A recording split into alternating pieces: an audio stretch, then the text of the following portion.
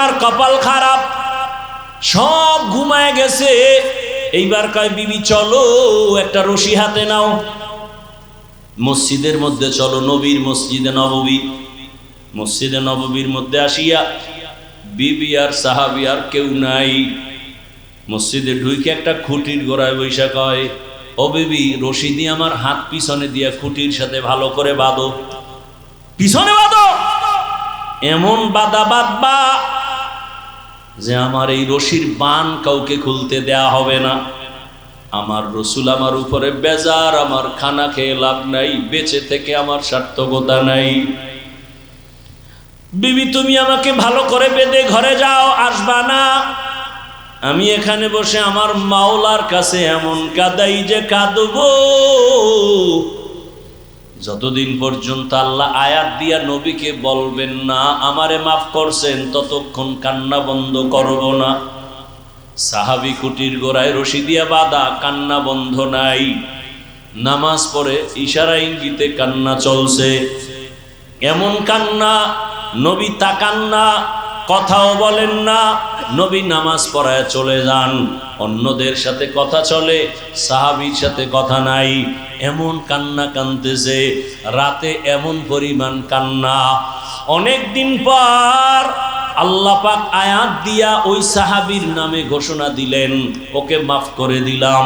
নবী এবার আসছে হাসি মুখে, ও সাহাবী, আয়াত চলে আসছে, জিব্রাইল আসছে, আল্লাহ তোমার তওবা কবুল করে ফেলেছেন, তোমারে আল্লাহ মাফ করেছেন, তুমি এবার বিদায় নাও, মনের কষ্ট দূর করো। সাহাবী কাঁদেন আর বলেন, ইয়া রাসূলুল্লাহ, আমার রশির বান আপনি না খুললে আমি কাউকে খুলতে দিব না। আপনি যদি আমার উপরে খুশি মনে আমার রশির বানটা খুলিয়া দেন, আমি মনে করব আল্লাহ আমার উপরে খুশি হয়েছে। রহমতের নবী নিজ হাতে বান খুলে দিলেন। আজও মদিনায় যাও। আমি কয়েকদিন আগে মদিনার নববীতে গেলাম, রিয়াজুল জান্নায় আমাদের বাংলাদেশিরা ওখানে ডিউটি করে, 10 মিনিটের বেশি টাইম দেয় না, পুলিশ সরায়া দেয়। ওরা বলল, হুজুর আপনি মোহাব্বতে এক কোনায় বয়া ইবাদত করেন, আপনাকে পুলিশ কিছু বলবে না, আমরা বলে দিচ্ছি। পুলিশ আইসা আমার পাশ দিয়া যায়, আমি বসি এক খুঁটির গোড়ায় বসি, উপরে তাকায় দেখি খুঁটির গোড়ায় নাম লেখা সতুনে উস্তুনে হান্নানা। সুযোগ পেলে ওখানে গিয়ে 2 রাকাত নামাজ। আবার আর একটা খুঁটির উপরে লেখা সতুনে আয়েশা। আম্মা জান আয়েশা বেশি বেশি খুঁটির গোড়ায় বসে বসে আল্লাহর ইবাদত করতেন, ইতিকাফ করতেন। আবার ওই যে সাহাবী কান্না করেছেন তওবার খুঁটি, ওই খুঁটির গোড়ায় এখন উপরে লেখা সতুনে তওবা, ওটা তওবার খুঁটি এখনো লেখা, আরবিতে লেখা। ওই সাহাবীর তওবা কবুল হয়েছে।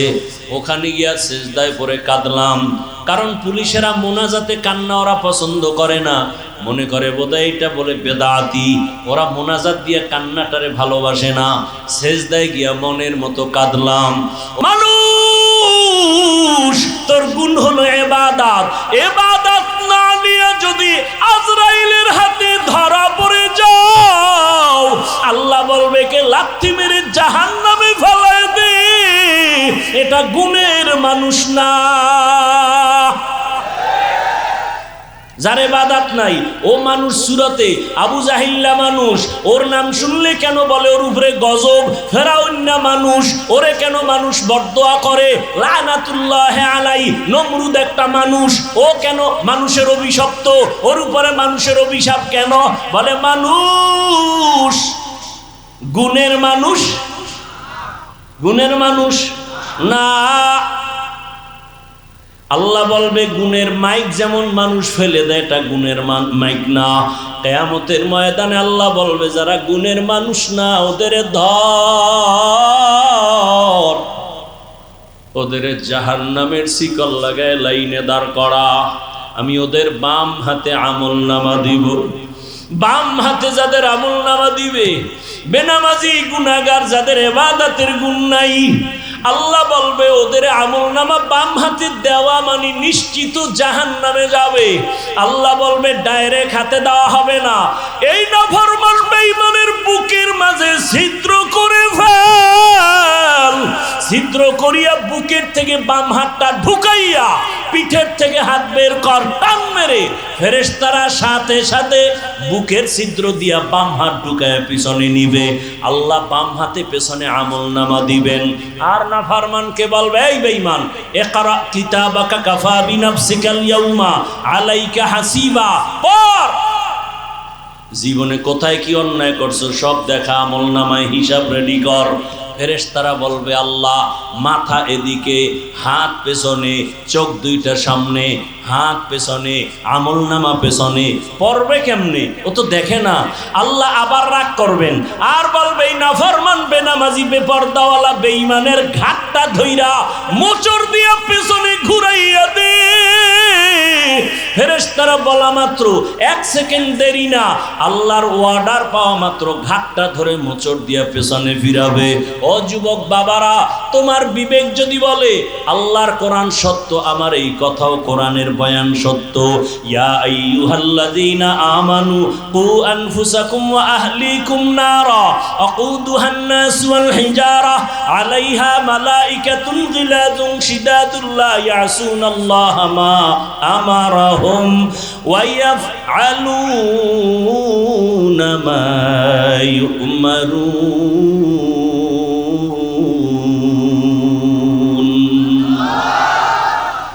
ফেরেশতাকে আল্লাহ যা বলবেন তাই। আর ইবাদতের গুণ নিয়ে যারা কবরে যাবে, আল্লাহ তাদের জন্য কবর জান্নাত বানাবেন। হাসরের ময়দানে আল্লাহ অর্ডার করবে, এই নাজাত পানেওয়ালা নেক আমলওয়ালারা, তোমরা যারা ইবাদতের গুণ নিয়ে আসছো, তোমরা খবরদার সূর্যের গরম সহ্য করতে পারবা না। আমি আল্লাহর কুদরতের ডান পাশে আরশে আজিম, ওখানে গিয়ে তোমরা অপেক্ষা করো। ইয়া আইয়াতুহান নাফসুল মুতমাইন্নাহ ইরজিই ইলা রাব্বিকি রাদিয়াতাম মারদিয়াহ ফাদখুলি ফি ইবাদি ওয়াদখুলি জান্নাতি। আগে জান্নাত না, আগে আমার মোহাব্বতের বান্দাদের কাফেলায় ঢোক, এরপরে হলো জান্নাত। ও আমার বাবারা, মানুষের গুণ হলো ইবাদত। আর ইবাদত কোন সিস্টেমে করব? মন গড়া করলে হবে না, ইবাদতের নিয়ম জানা লাগবে, নিয়ম জানতে হবে। ইবাদতের নিয়ম জানতে হলে কোরআন লাগবে, কোরআন বুঝতে হলে হাদিস লাগবে। তুমি পড়তে পারো না, আলেম লাগবে, আলেম থেকে কোরআন হাদিস যাই না, ইবাদতের নিয়ম শিখা। ইবাদত করলে তুমি গুণের মানুষ, আর গুণের মানুষের জন্য বিনা হিসাবে জান্নাত। তাহলে কি প্রমাণ হলো? আল্লাহ এই কথা বুঝাবার জন্য বলে, আমি আগে মানুষ বানাই নাই, আগে কোরআন শিখাইছি, তারপরে মানুষ বানাইছি। অর্থাৎ যারা আলেম ওলামাদের কাছে যাইয়া কোরআন শিখা ইবাদত করবে, তারা গুণের মানুষ। তাহলে গুণের মানুষ হওয়ার আগে কোরআন লাগবে, কোরআন দিয়া ইবাদত বুঝবে, তারপরে করবে, তারপরে গুণের মানুষ। আল্লাহ দেখে ইঙ্গিত করে বলেন, আমি আগে কোরআন শিখাইছি, তারপরে মানুষ বানিয়েছি।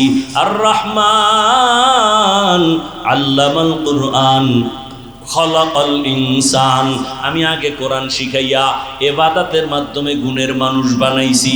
অতএব যারা উলামায়ে কেরামের কাছে যাইয়া কোরআন হাদিসের মাধ্যমে যারা ইবাদত করবা, আলেম ওলামাদের পরামর্শ নিয়া যারা মানুষ ইবাদত করে গুণের মানুষ হইবা, তাদের জন্য আমি আল্লাহ জান্নাত বানায় রাখছি। এজন্যই বলছি, বাবা আমি হাফিজুর রহমান তো মানুষই না, বাদ দাও। আমরা যাদের থেকে লেখাপড়া শিখছি তারা আরো কত আল্লাহওয়ালা, তারা যাদের থেকে ইলম আনছেন তারা আরো আল্লাহওয়ালা। এক পর্যায়ে সাহাবায়ে কেরাম তো আরো বড় দামি। কেমন দামি? 10 জন সাহাবার নামে আল্লাহ জান্নাতে টিকিট দিয়েছেন, ঠিক নি? দুনিয়াতে টিকিট পাইছেন। জানা থাকলে বলেন, প্রথম 10 জনের মধ্যে প্রথম তার নাম কি বলেন? দ্বিতীয় জনের নাম কি? এইভাবে কতজন? তাদের ইতিহাসটা একটু খেয়াল করেন না। ও আমার পর্দার আড়ালের মা বোনেরা, ও আমার যুবক বাবারা, বৃদ্ধ বাবাজি, একটু ভালো করে শুনে নেন। আবু বকর সিদ্দিক রাদিয়াল্লাহু আনহু, নবী বলেন আমি অপেক্ষমান। আবু বকর নামাজ শেষ করে পিছনে তাকাইয়া দেখে রহমতের নবী দাঁড়ানো।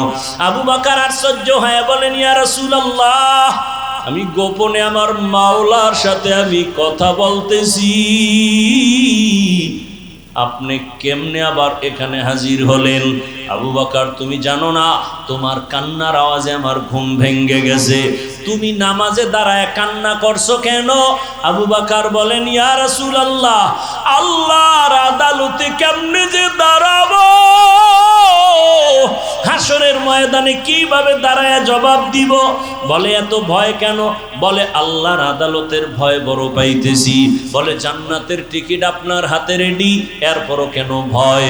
বলেন, ইয়া রাসূলুল্লাহ, আপনিই তো বয়ান করেছেন হাসরের ময়দান যেদিন কায়েম হবে, এই জমিন হবে কিয়ামতের মাঠ, আরাফার ময়দান সৌদি আরব হবে আল্লাহর এই স্টেজ, অথবা অনেকে বলছে সিরিয়ার জমিন।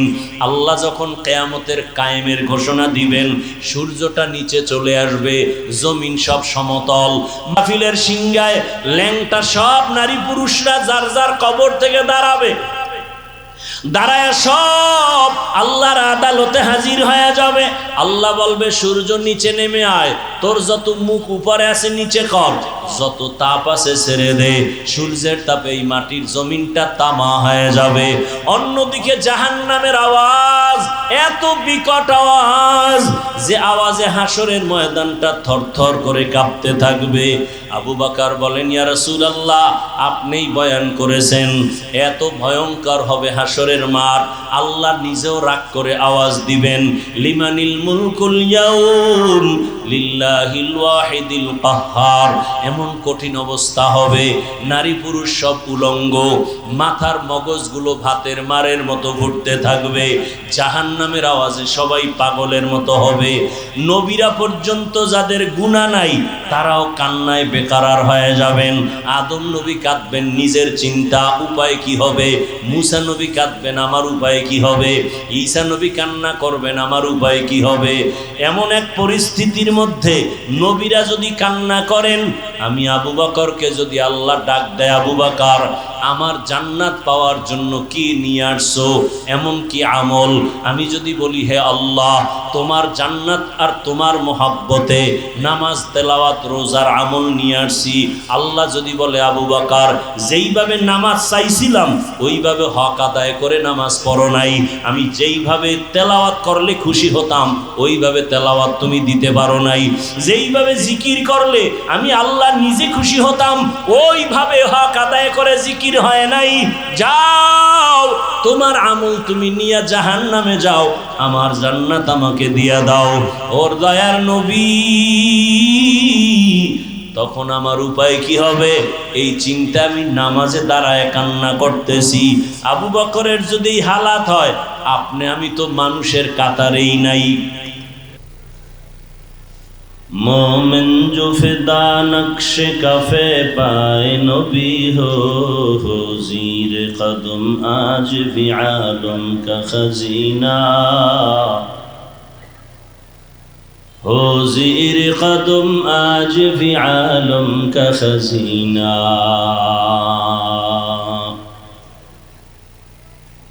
गर सुन्नत नबवी की करे पैरवी उम्मत, गर सुन्नत नबवी की करे पैरवी उम्मत, तूफान से निकल जाएगा फिर इसका सफीना, तूफान से निकल जाएगा फिर इसका सफीना।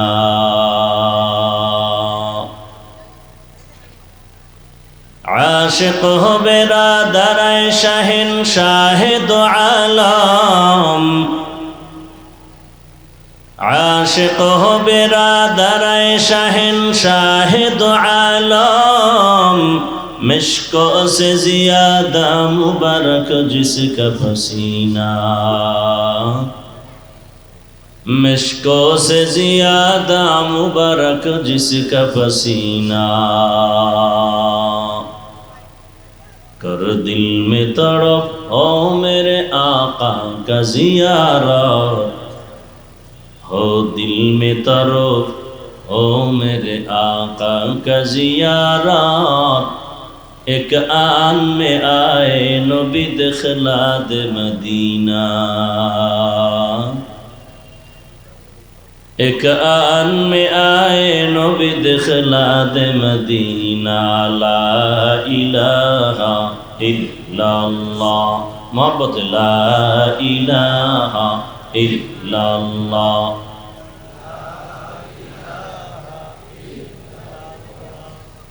ला इलाहा इल्लल्लाह, ला इलाहा इल्लल्लाह, ला इलाहा इल्लल्लाह, ला इलाहा इल्लल्लाह, ला इलाहा इल्लल्लाह, ला इलाहा इल्लल्लाह, ला इलाहा इल्लल्लाह, ला इलाहा इल्लल्लाह, ला इलाहा इल्लल्लाह, ला इलाहा इल्लल्लाह मुहम्मदुर রাসূলুল্লাহ।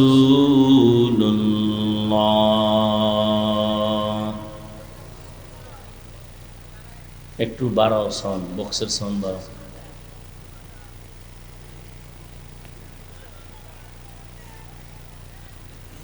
হুসাইনি আজিজুল উলুম কওমি মাদ্রাসায় কর্তৃক আয়োজিত বার্ষিক ওয়াজ মাহফিল 25 অক্টোবর 2025। মহতি এ মাহফিলে উপস্থিত মোহতারাম সম্মানিত সভাপতি আলহাজ হযরত মাওলানা সলিমুল্লাহ সাহেব দামাত বারাকাতুহুম,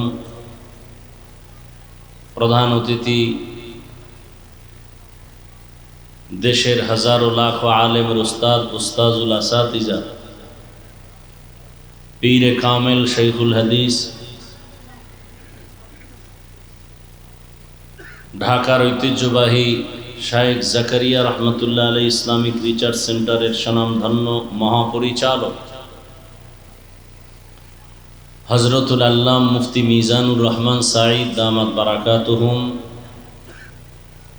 অন্যান্য অতিথিবৃন্দ, হযরত উলামায়ে কেরাম,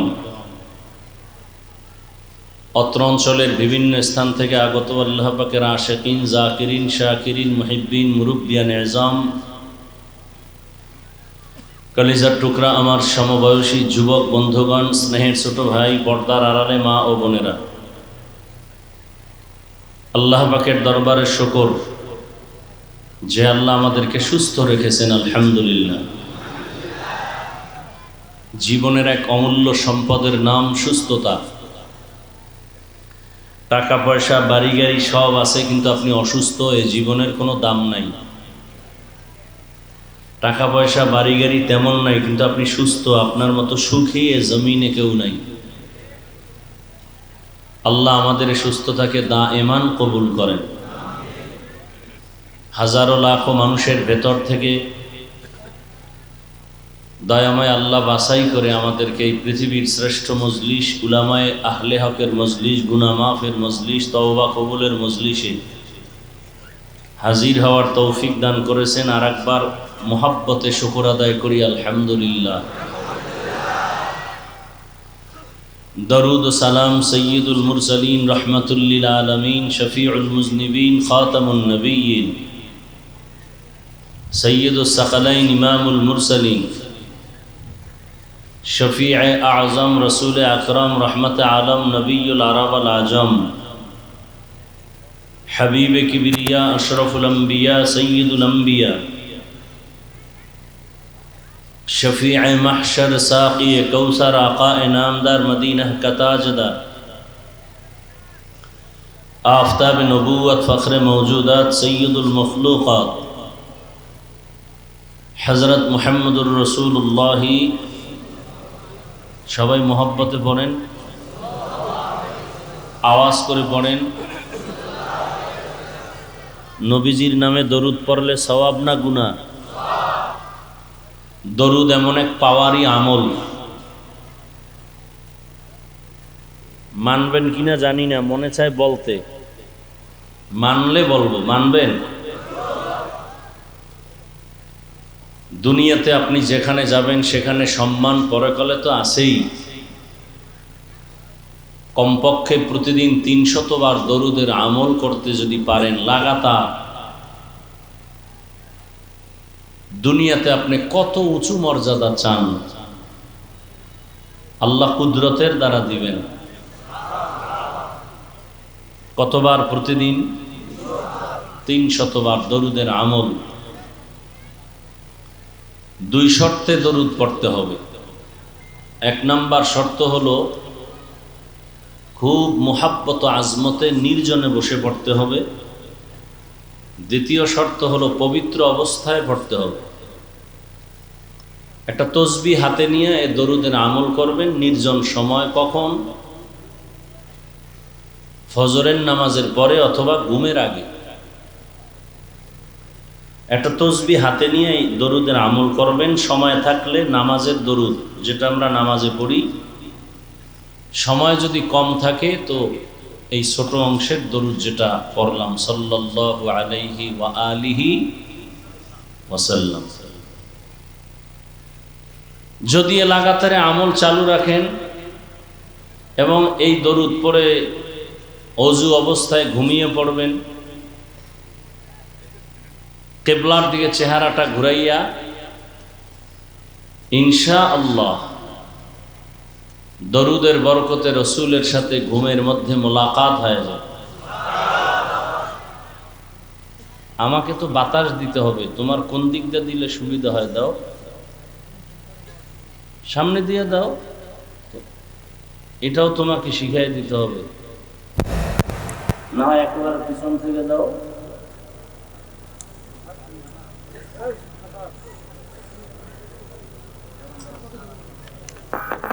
তো ইনশাআল্লাহ আমরা দরুদের আমল করার জন্য রেডি আছি তো? প্রতিদিন কতবার? আল্লাহ আমাদেরকে বেশি বেশি বেশি বেশি দরুদের আমল করার তৌফিক দান করেন।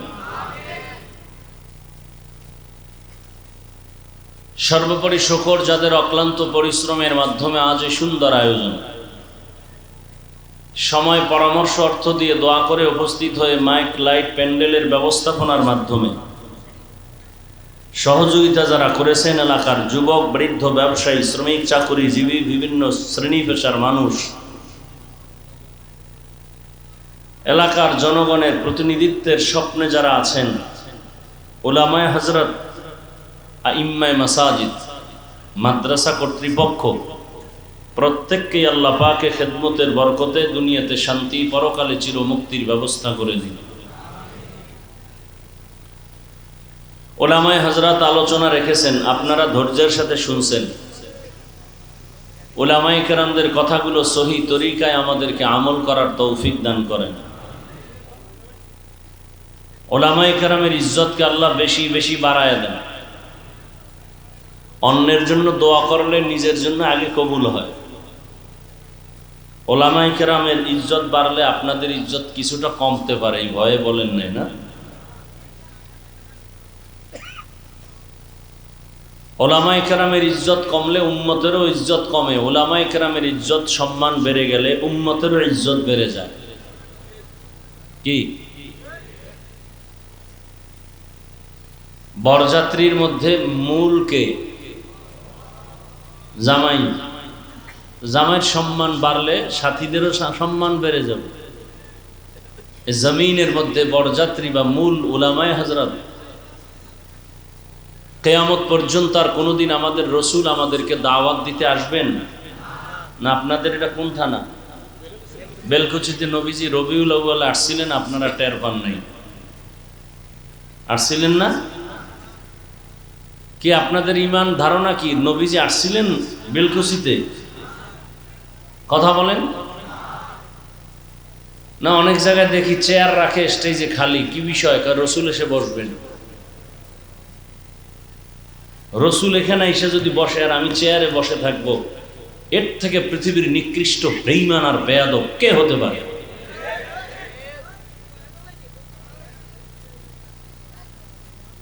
আল্লাহ আমাদের হেদায়াতের দৌলত দান করেন।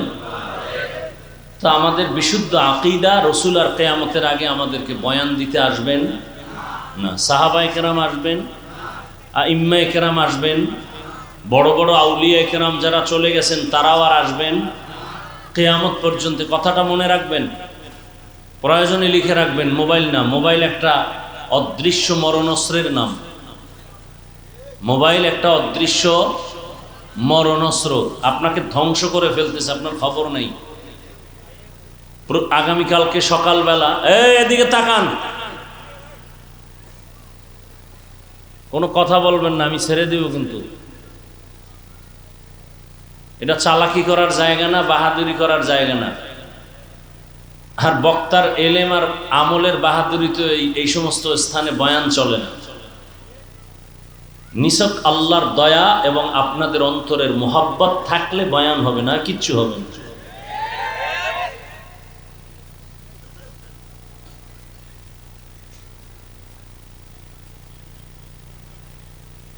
এমন একটা জায়গায় বসছেন যেখানে বিছানা পৃথিবীর নিকৃষ্টতম বিছানা, এর থেকে থার্ড ক্লাসের বিছানা আর থাকতে পারে না। কোনো বিবাহের অনুষ্ঠানে এই বিছানা দিলে সেখানে আগুন লাগাই দিবে মানুষ। কিন্তু এখানে কারো কষ্ট আছে? এবার মাথায় ঢুকান, কুত্তা শুয়ারের আল্লাহ জ্ঞান দেয় নাই ভালো মন্দ যাচাই করার, মানুষকে দিছে। মানুষ হয়ে থাকলে একটু বুঝেন, এখানে কোনো চালাকি চলে না।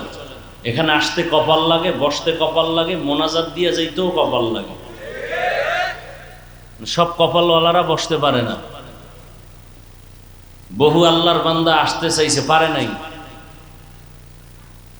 আবার একদল আসছে, প্যান্ডেলে ঢুকতে পারে নাই। এরা দোকানপাটে মহিলা দেখে, নারী দেখে, সুন্দরী দেখে, রূপসী দেখে, খায়, বিড়ি টানে, বয়ান শুনে। এখানে বসতে কপাল লাগে। আবার একদল বসছে, কিন্তু কপালে দোয়া আছে কিনা আল্লাহ ভালো জানেন। মোবাইল একটা সামনে ধরে কলবের দরজা বন্ধ করে দিছে। কথাগুলো লিখে রাখেন, আর আপনাদের জানা মতো কোনো বুজুর্গরে কথাগুলো শুনাইয়েন যে কুয়াকাটার হাফিজ বলে গেছে, মোবাইল নিয়ে বয়ান শুনলে কলবের দরজা বন্ধ, সব বয়ান মোবাইলে ঢুকে, কলবে ঢুকে না। ওর কপাল খারাপ। কপাল কি খারাপ? কপাল খারাপ। বলার দায়িত্ব আমার, মানার দায়িত্ব আপনার। আপনার এখন না মানলে আমার কিছু আসে যায়? আর আমি কি? আমি তো মানুষ না, আমি তো অমানুষ।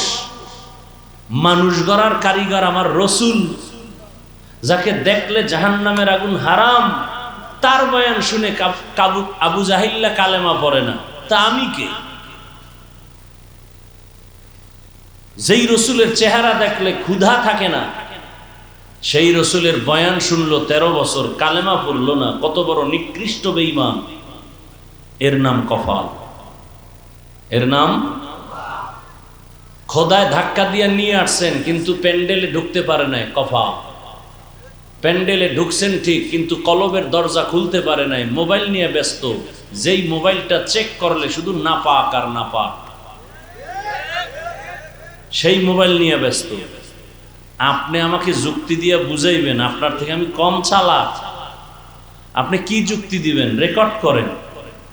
আপনার কাজটা নিখুঁতভাবে মিডিয়াওয়ালারা করতেছে, আপনারটা কাম না, আপনারটা আকাম। প্রয়োজন হলে ফজরের পরে ওদের থেকে নিয়ে নিবেন ডাউনলোড করে। আপনার রেকর্ড সুন্দর হবে না, ছবি সুন্দর হবে না।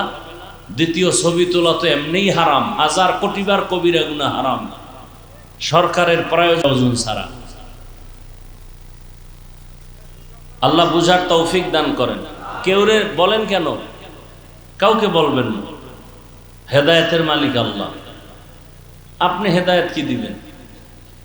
আমি বলতেছি এতটুকুই, আমারটা মানবে না ঠিক, কিন্তু বিরোধিতাও এই মুহূর্তে করবে না, বাকি আমি বলতে পারতেছি, এটাই একটা বড় নেয়ামত। আর সবাই যে মানবে, বললাম না রসুলের কথায় আবু জাহাল কালেমা পড়ে না। আমি কে? আমি তো মাওলানা ঠিক, কিন্তু মানুষ না। আল্লাহ শকর, আজকে মানুষকে এটার বয়ান হবে। আর রহমান সূরা পড়ছি না? হ্যাঁ, আজকে আসল মানুষকে তার বয়ান হবে। আমি শুরুতে বললাম আমি মাওলানা হয়েছি, বক্তা হয়েছি, মানুষ হতে পারিনি। আজকে শুনে যাবেন মানুষকে, ভালো করে শুনে যাবেন। মাওলানা হওয়া খুব সহজ, বক্তা হওয়া সহজ, ডাক্তার হওয়া সহজ, ইঞ্জিনিয়ার হওয়া সহজ, প্রফেসর হওয়া সহজ, মুফতি মুহাদ্দিস হওয়া সহজ, মানুষ হওয়া বড় কঠিন। শুনে যাবেন আজকে মানুষ কাকে বলে। আল্লাহ হেদায়েত দান করুন। এই একটা লোক ডিস্টার্ব করার কারণে আমার এতগুলো কথা বলতে হলো।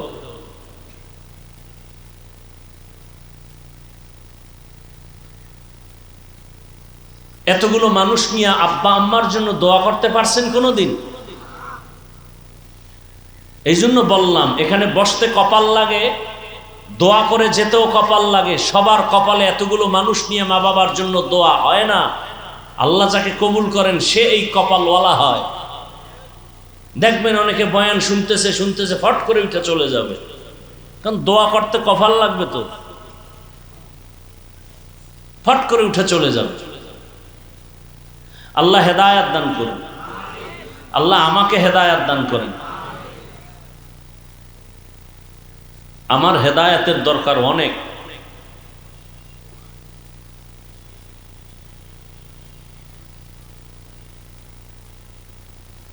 ওলামায়ে কেরামের ইজ্জত বাড়লে উম্মতের ইজ্জত বাড়বে। আর নবী সাহাবা কেউ আসবেন না কিয়ামত পর্যন্ত। কথাগুলো ভালো করে লিখে রাখবেন, ডায়েরিতে লিখে রাখবেন, না হয় ব্যানার করে ঘরের দরজায় টানাবেন। কিয়ামত পর্যন্ত সংসারের শান্তি, পরিবারের শান্তি, সন্তানের শান্তি, দোকানের শান্তি, ব্যবসার শান্তি, চাকুরির জগতের শান্তি, ঘরে বাহিরে উভয় শান্তি এবং পরকালের জান্নাতের একমাত্র ঠিকানার নাম ইসলাম।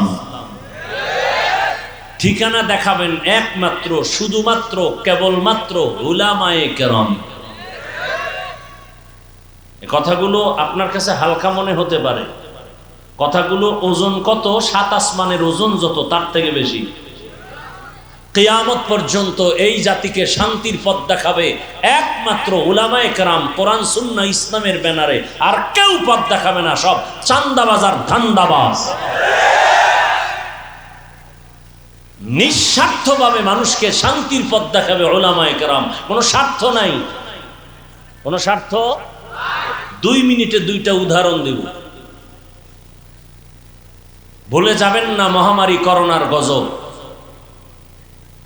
শিক্ষিত 2 কুলাঙ্গার সন্তান, বাবার করোনা, কাছে যায় না, মরার ভয়ে ট্রিপল মাস্ক লাগাইছে। ইতিহাস মানুষকে বেঈমানি করে না।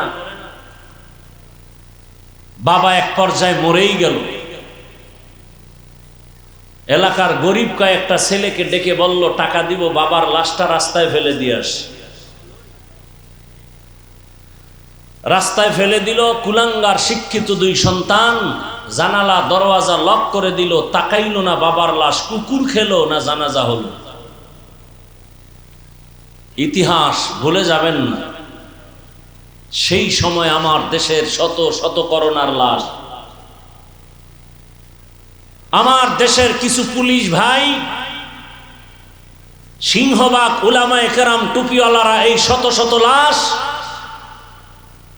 নিঃস্বার্থভাবে কাঁধে নিয়েছেন, গোসল করিয়েছেন, কাফন পরিয়েছেন, জানাজা পড়িয়ে কবরে রেখেছেন।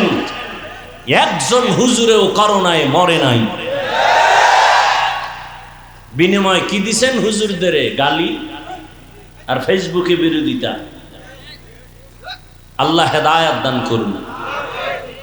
আর 1 মিনিটে একটা উদাহরণ। এই জায়গাটা কি ডিস্টার্বটা শুরু করছে বলেন তো? আপনারা ইশারায় কাজ করেন, আওয়াজ দেওয়ার তো দরকার নেই।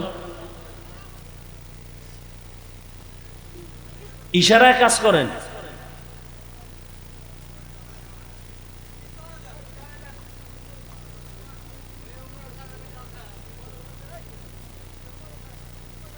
এবার আপনাদের থেকে একটু আমি প্রশ্ন করে জিজ্ঞাসা করে জবাবটা দিব।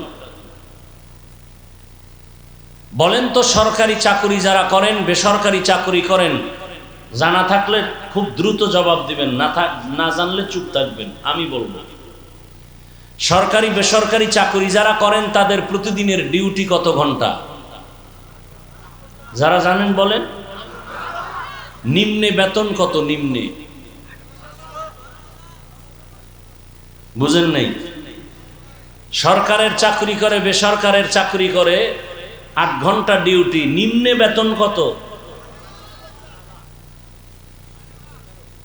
60,000।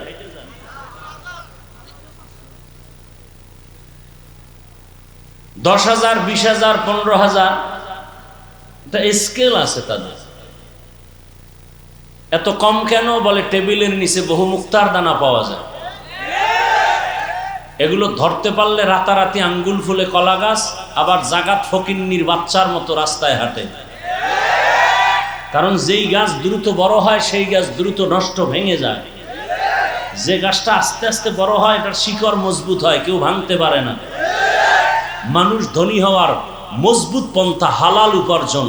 হারাম দিয়া তুফানের মতো আসবে, তুফানের মতো ফকিন্নি হয়ে যাবে। তাহলে সরকারি বেসরকারি ডিউটি 8 ঘন্টা, নিম্নে বেতন 15-20,000। বলুন তো, আপনাদের এই অত্র অঞ্চলে যত মসজিদ আছে, মসজিদের আলেম ইমাম খতিবদের ডিউটি কত ঘন্টা? বলেন। নামাজ না পড়লে জানবে কসু, মসজিদই যায় না তো কেমনে কইব কয় ঘন্টা? যারা জানেন তারা বলেন। 24 ঘন্টা। বেতন দেন কত? 70টা বলেন। 15,000। মাসেরটা মাসে দেন? হ্যাঁ। কুত্তা শুকরকে আল্লাহ বিবেক দেন নাই ভালো মন্দ যাচাই করা, আল্লাহ মানুষকে দিছেন। আল্লাহর দেয়া বিবেক দিয়ে একটু চিন্তা করেন তো, পৃথিবীতে এর থেকে জুলুম আর কি থাকতে পারে? তাও কি স্বাধীন ইমামের চাকরি মানে রিমান্ড। জহুরের নামাজে নাই, রিক্সার ড্রাইভার কা হুজুর গেছিলেন কই? ইমাম সাহেব বলে, কে তুমি? বলে, আমি রিক্সা চালাই। পাওয়ার কেন? বলে, 5 টাকা বেতন দেই। এরকম বেয়াদব আছে না নাই? এত জুলুম করার পরেও কি ইমাম সাহেব বা খতিব সাহেব জুমায় বলছেন যে আমার বেতন না বাড়াইলে আসর থেকে সূরাগুলো উল্টা পড়া হবে?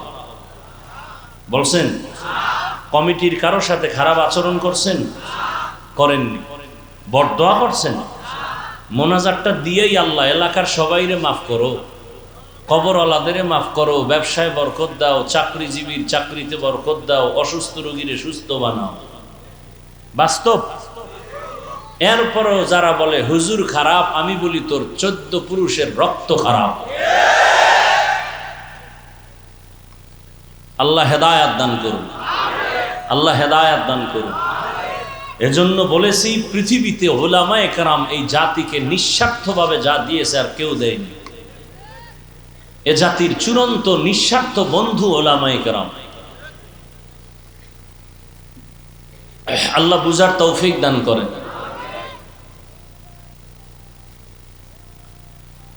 সেই উলামায়ে কেরামের জন্য দোয়া করেছি, পাশাপাশি বরদোয়ার মতো হলেও সেটাও দোয়া। আল্লাহ উলামায়ে কেরামের ইজ্জত তো বাড়াবেনই।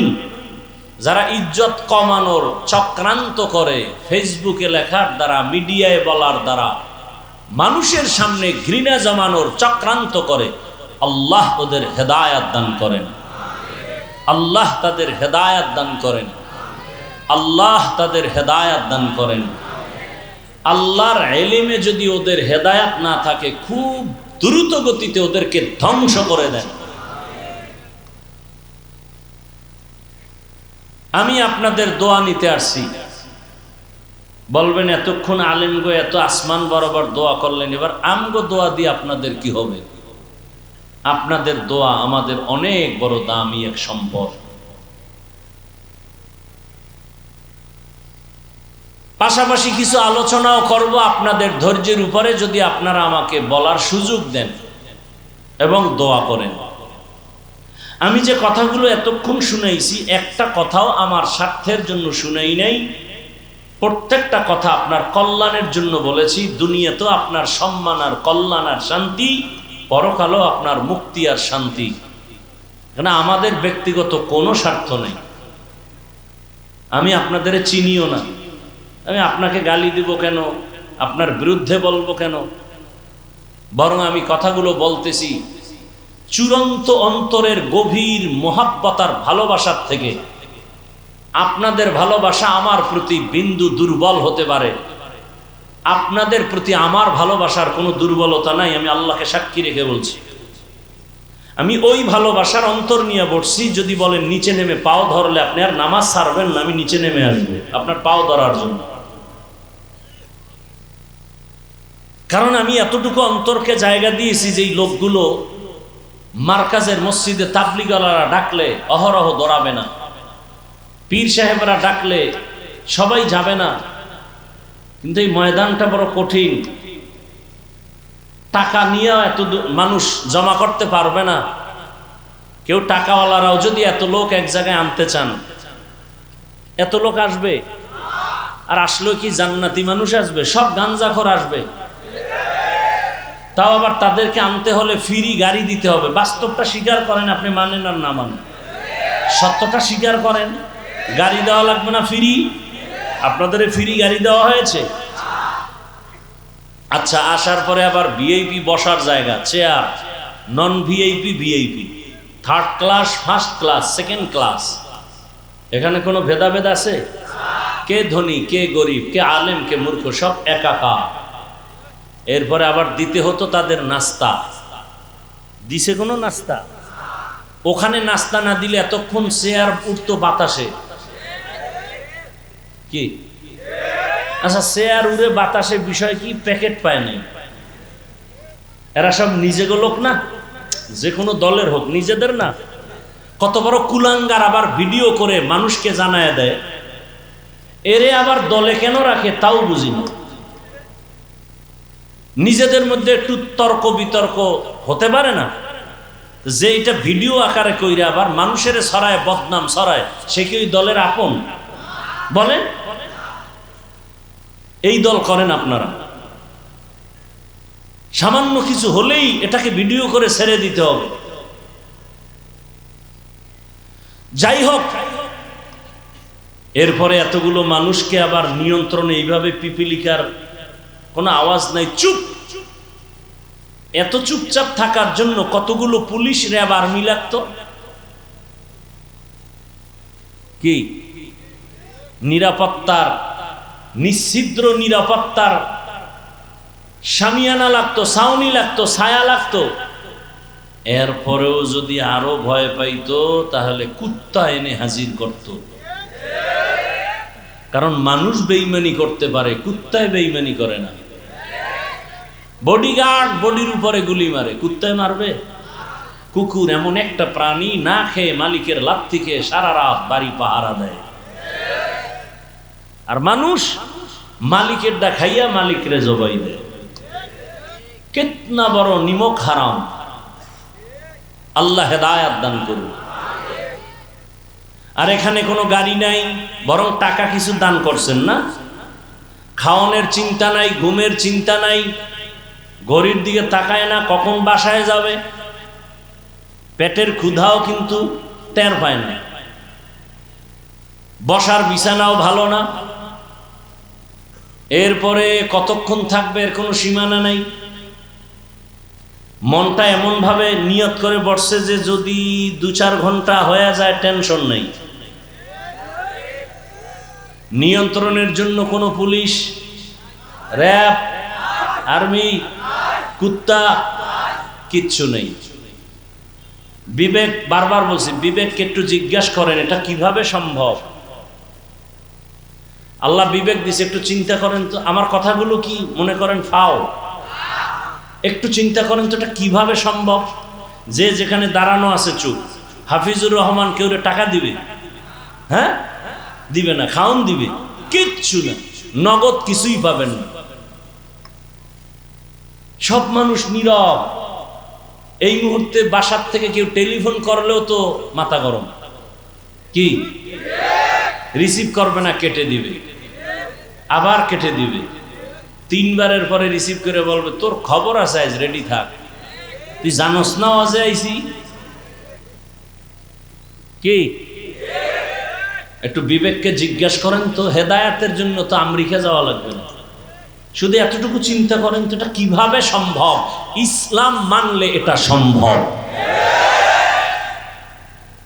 ইসলাম একমাত্র শান্তির ঠিকানা। ইসলাম ছাড়া এক কিয়ামত পর্যন্ত জমিনে কেউ শান্তি দিতে পারবে না, পারবে না, পারবে না।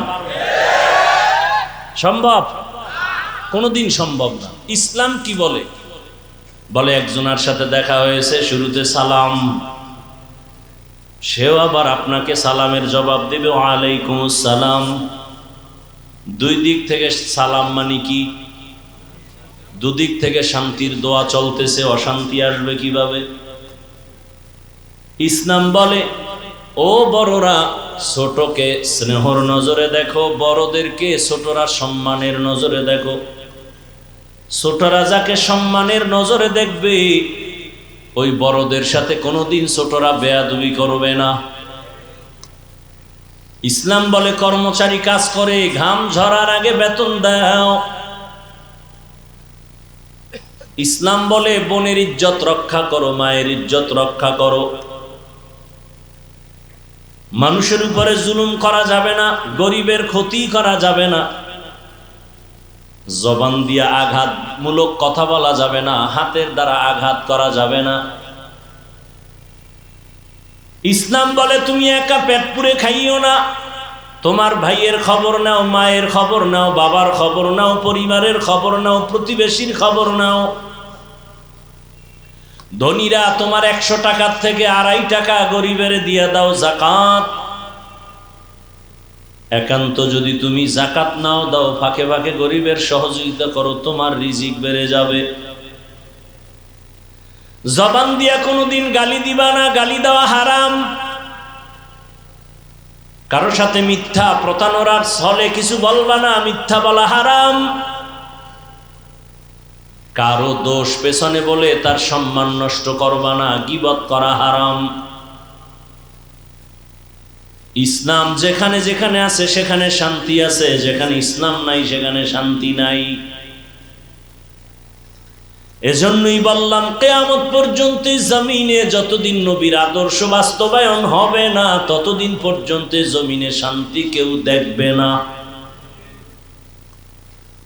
দেখেন না, আপন এখন তার কাউরে মারতে শত্রু লাগে না, দলের মধ্য থেকে এই শত্রু রেডি। এখন ইদানিং মরণের খবর কেমনে শুনি? কয় যার আপন যে বেশি সে তারে মেরে ফেলে। আপন বন্ধু যারে দেখলে ভালো লাগে, না দেখলে খারাপ লাগে, সেই কিন্তু এক সময় বন্ধুর ভেষে দুশ্মনী করে মেরে ফেলে। দুষ্ট লোকের মিষ্টি কথা ঘনিয়ে বসে কাছে, কথা দিয়া কথা নেয়, প্রাণে মারে শেষে। ইসলাম শান্তি, আমার ইসলাম না, ইসলাম তো একটাই, রসুলের ইসলাম। শোনার মানুষ নাই, বলার মানুষ নাই, বিরোধিতা করার মানুষের অভাব নাই। আল্লাহ হেদায়েত দান করুন। আমি যে আয়াত ও হাদিস পড়েছি তরজমাটা বলি, এরপরে কিছু ব্যাখ্যা।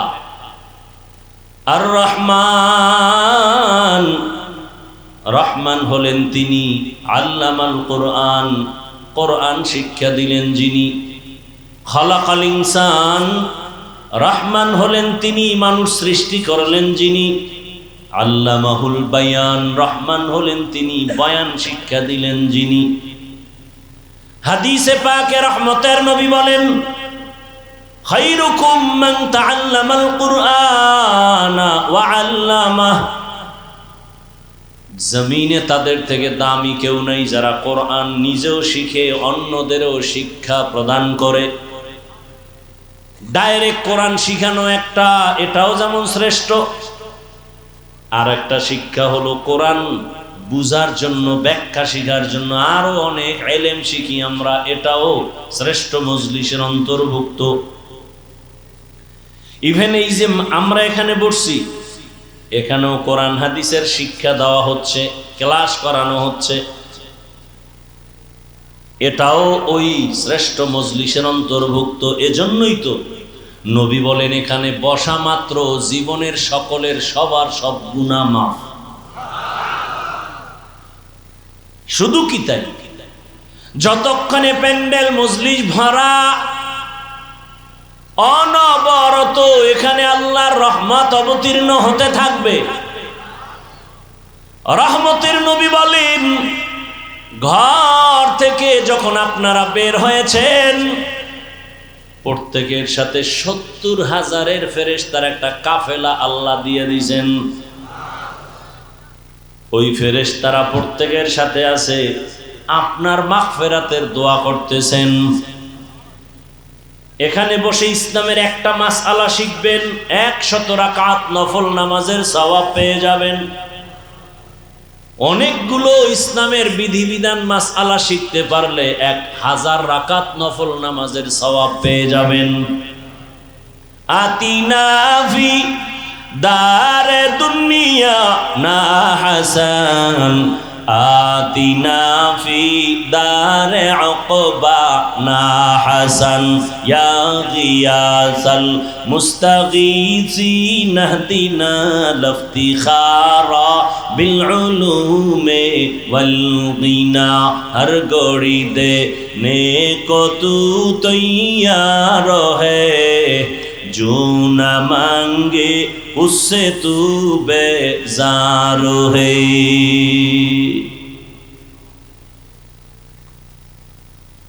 কথা বলার মতো সুযোগ দিবেন, ধৈর্য হবে তো, না দোয়ার আগে ভাগবেন? শুরুতেই কিন্তু কপালের বয়ান করেছি। কপাল 13টা বছর রহমতের নবীকে দেখলো, কাছে বসে খানা খাইলো, বয়ান শুনলো, কালেমা পড়ে নাই। এত বড় নিকৃষ্ট কপালওয়ালা বেঈমানের নাম কি জানেননি? জানেন না? গরবা সুরত আদমি ইনসাবুদে আহমদবু জাহলো হামেক সাবুদে আদমিরা আদমিয়ত লাজিমাস আউদেরাগার বুনা বাসদহি জামাস। আর তো বাসায় যে ঘুমাবেন সেই টেনশন তো নাই, কারণ এ জাতি রাতে ঘুমায় না। এ জাতি মাওলার কাছে নাজাত পাওয়ার জন্য অন্তত রাতটাকে মোবাইলের হক আদায়ে ব্যয় করে।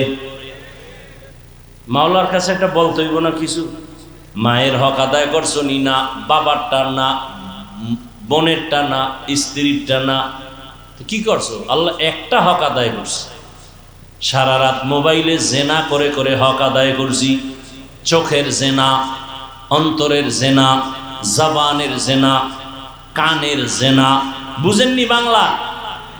সারা রাত ঘরের দরওয়াজা জানালা বন্ধ করে বাবা মোবাইল চালায়, মা মোবাইল চালায়, ভাই মোবাইল চালায়, বোন আর এক রুমে মোবাইল চালায়। জেনা জেনা চলে সারা রাত। চোখের জেনা, কানের জেনা, অন্তরের জেনা, জবানের জেনা। উচিত ছিল ঘুম থেকে উঠে দেখবে চেহারা বানর হয়ে গেছে, শুকর হয়ে গেছে, যেমন অন্য নবীদের উম্মতের হইতো। তোমার এত আকামের পরেও চেহারা কেন পাল্টায় না? রহমতের নবীর উম্মত হওয়ার কারণে। ইমামুল আউয়ালিন আল আখিরিন বহরে সদকা রহমাতাল লিল আলামিন। 13 বছর বয়ান শুনছে, কালেমা পড়ে না, এর নাম কপাল। অন্যদিকে 27 বছরের যুবক তরবারি নিয়ে দৌড়ায় নবীকে জবাই করবে। কয় বছর? 27 বছরের যুবক নবীকে জবাই করার জন্য তরবারি নিয়ে দৌড়ায়। রহমতের নবীর সামনে যাইয়া রহমতের নবীকে এক নজর দেখা মাত্র তরবারি ফেলে বলেন, নবীজি দয়া করে বেয়াদবি মাফ করে কালেমা পড়ায়া দেন। এমন সান কফলালার নাম জানেননি? বলেন। এর নাম কফাল। 13 বছর নবীকে দেখেছে, কালেমা কপালে আসে নাই, কপাল। আর নবীকে জবাই করতে গিয়া ইতিহাসের পৃষ্ঠায় নাম লেখা হলো জান্নাতের দ্বিতীয় সাহাবী।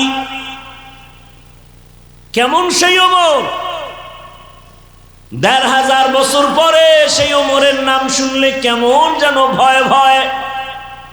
ওমর যেই রাস্তায় চলে, শয়তান ওই রাস্তায় চলে না। কেমন পাওয়ার আল্লাহ তাকে দান করেছেন।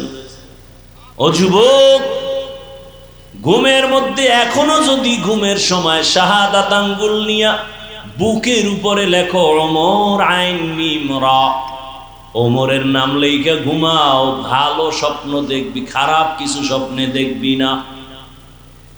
ওমরের এখনো শয়তান বড় ভয় পায়। শুধু ওমরের ইতিহাস বললে রাত পার হয়ে যাবে। কেমন চান কপালওয়ালা!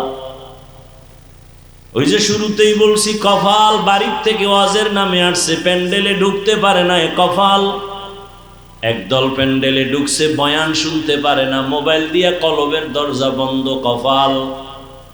আর একদল বয়ান শুনবে শুনবে শুনবে শুনবে, হঠাৎ করে ওইটা দৌড় দিবে, মোনাজাত নাই, কপাল। আর একদল ওমরের মেজাজ নিয়ে বসবে আর বলবে, হে মালিক, জীবনে তো গুনাহ কম করি নাই, আজকে ময়দানে তুমি নিয়ে আসছো, দোয়া না কইরা তওবা না কইরা আর বাড়ি যাব না। এমন কান্না দিয়া বাড়ি যাবেন, ফজরে মসজিদে হাজির হয়ে যাবে। জিন্দেগি মে বন্দগি তু করনা হে, जिंदगी में बंदगी तू करना है, जिंदगी बे बंदगी शर्मिंदा है, जिंदगी बे बंदगी शर्मिंदा है।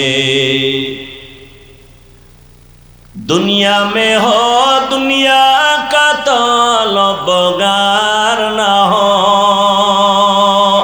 बाजार से गुजर हो खरीदार ना हो। ये दुनिया एक मिसले कागज फूल है, ये दुनिया एक मिसल कागज फूल है, जिंदगी में बंदगी तू करना है,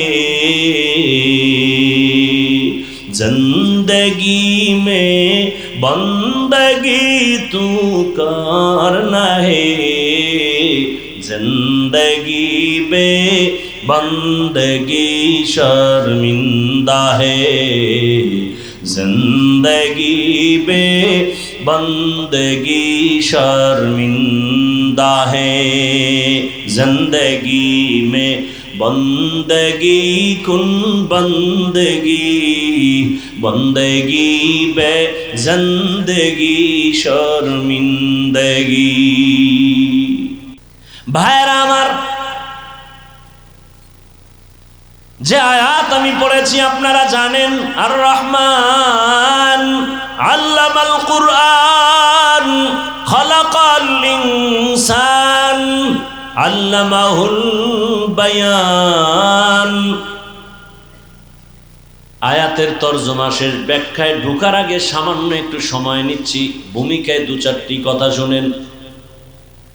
জমিনে আল্লাহ মানুষ বানাইয়া, আল্লাহ মানুষকে বানাবার আগেই শ্রেষ্ঠ মর্যাদা দিয়েছেন, সিদ্ধান্ত ফাইনাল। জমিনে আল্লাহ পাঠাবার আগে এই মানুষের শ্রেষ্ঠত্ব ধরে রাখার জন্য আল্লাহ ব্যবস্থা দিয়েছেন 2টা। এক ব্যবস্থার নাম রিজালুল্লাহ, আর এক ব্যবস্থার নাম কিতাবুল্লাহ। ব্যক্তি আর কিতাব, এই 2টা ব্যবস্থা যারা গ্রহণ করে ধরে রেখে চলবে, তারা দুনিয়ায় বাদশা, পরকালেও বাদশা। ব্যক্তিও মানতে হবে, কিতাবও মানতে হবে। ব্যক্তিদের মধ্যে শ্রেষ্ঠ ব্যক্তি রহমাতুল লিল আলামিন। আল্লাহর দেওয়া যত কিতাব আছে শ্রেষ্ঠ কিতাব হলো কোরআনুল কারীম। রহমতের নবী জমিনে আসছেন, আল্লাহ শ্রেষ্ঠ ব্যক্তি পাঠাইছেন, কিন্তু শ্রেষ্ঠ কিতাব এখনো দেন নাই। দীর্ঘ 40টা বছর রহমতের নবীর জীবনের বয়স অতিবাহিত হওয়ার পর আল্লাহ তাআলা শ্রেষ্ঠ কিতাব নাজিলের সূচনা করলেন। ইকরা বিসমি রাব্বিকাল্লাযী খালাক, খালাকাল ইনসানা মিন আলাক, ইকরা ওয়া রাব্বুকাল আকরাম, আল্লাযী আল্লামা বিল কলম, আল্লামাল ইনসানা মা লাম ইয়ালাম।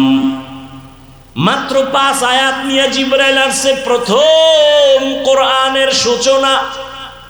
তাও নবীর 40 বছরের পর প্রশ্ন প্রত্যেকটা পয়েন্টে। আল্লাহ তাআলা আমার নবীকে মক্কা নগরীতে পাঠাইলেন, যেই মক্কার মানুষ ছিল চরিত্রহীন, লম্পট। এত বড় খারাপ জায়গায় আল্লাহর পেয়ারা নবী, সৃষ্টির শ্রেষ্ঠ রহমতের নবীকে এত নাপাক মানুষের সমাজে পাঠালেন কেন? প্রশ্ন। বাইতুল্লাহর মতো এমন একটা ঘর, যে ঘরের দিকে তাকাইয়া থাকলেই সওয়াব সওয়াব সওয়াব। আপনাদের বেলকুচি থানার মধ্যে সুন্দর মসজিদ আছে না নাই? তাকায় থাকলে কোনো সওয়াবের গ্যারান্টি আছে? বাইতুল্লাহ এমন একটা ঘর, ইন্না আউয়ালা বাইতিন উযিআ লিন-নাস লাল্লাযী বিবাক্কাতা মুবারাকান ওয়া হুদা, মুবারাকান ওয়া হুদাল লিল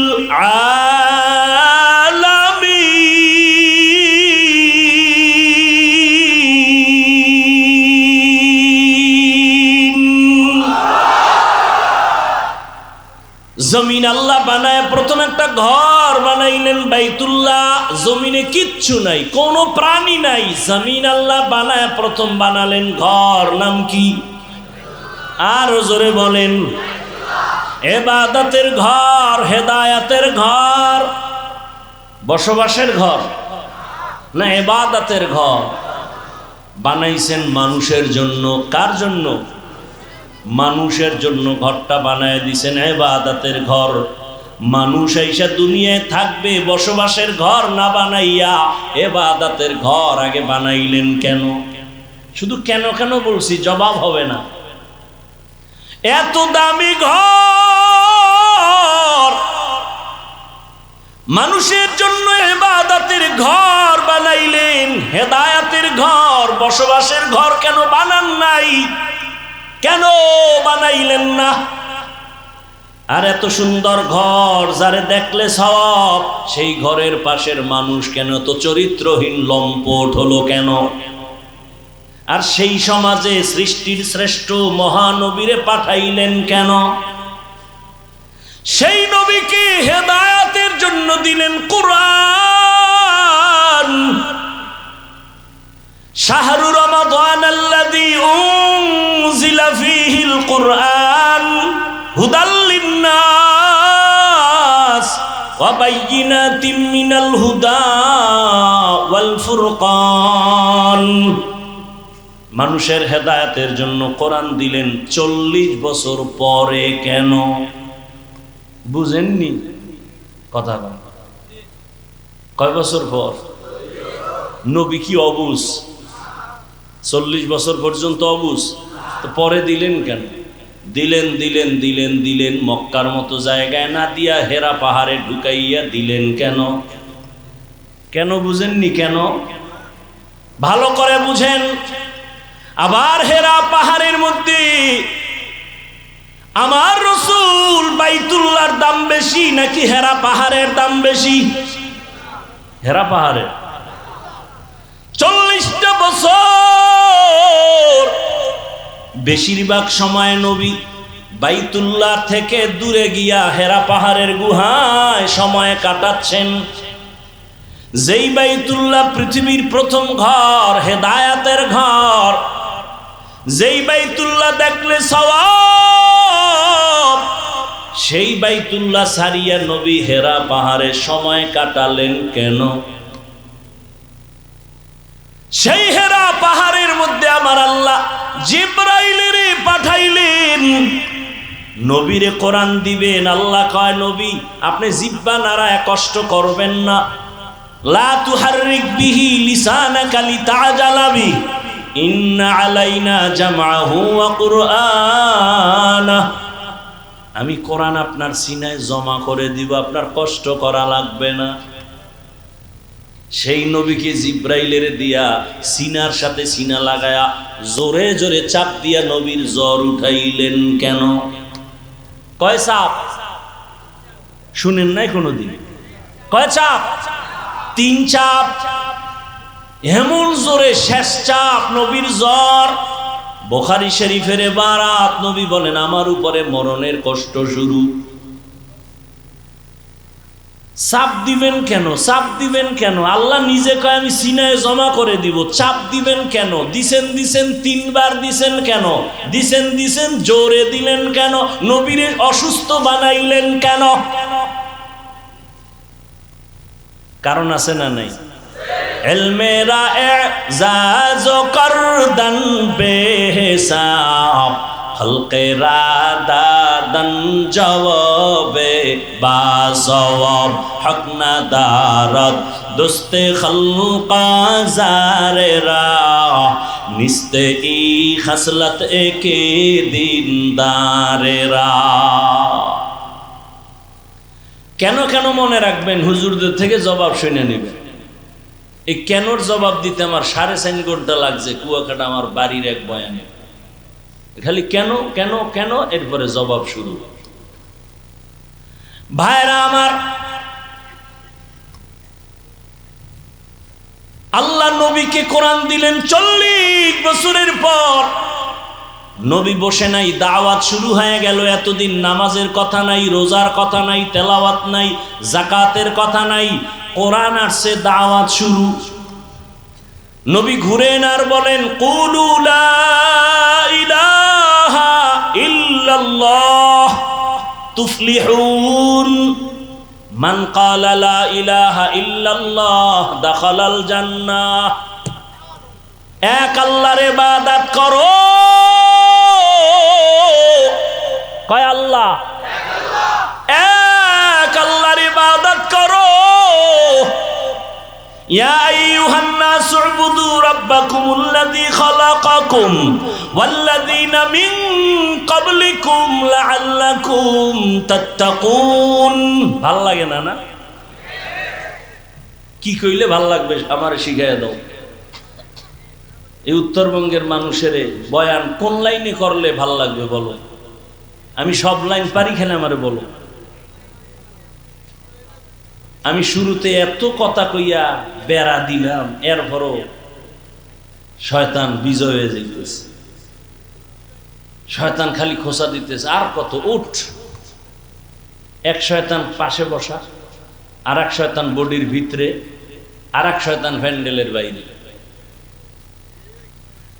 বাইরের শয়তানের নাম জিন শয়তান, আশেপাশের সন্তানের নাম মানুষ শয়তান, শরীরের মধ্যে যেটা আছে এটার নাম নফস শয়তান। 2 শয়তানে লড়াইতেছে, আর কত উঠ। পরে মোবাইলে শুনে নিস। আবার অনেকের সাথে আবার টাইম দেওয়া না, রাত্র 12টার পরে মিস কলের জবাব দিতে হবে আজকে। আল্লাহ হেদায়েত দান করুন। ও গো নবীর উম্মতেরা,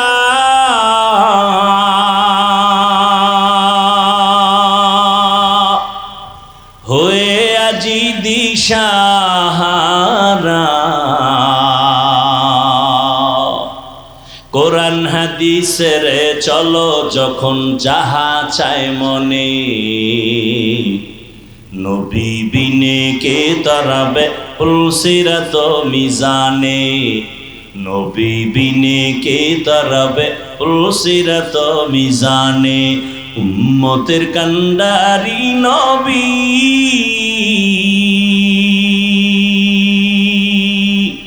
কাঁদেছেন উম্মতের লাগি এখনো কাঁদেন নবীজি শুয়ে মদিনার পানে নবী বিনে কে তারাবে পুলসিরাত মিজানে নবী বিনে কে তারাবে পুলসিরাত মিজানে। বাসায় গিয়ে ঘুমাবেন এখন? এত পারাপারি করেন কেন? এখানতে বেরোইলেই গুনাহ শুরু, এখান থেকে বের হলেই। আজকে ফজর পড়ে নাই, আশেকে রসুল টাক্কা আশেকে রসুল বয়ে রয়েছে।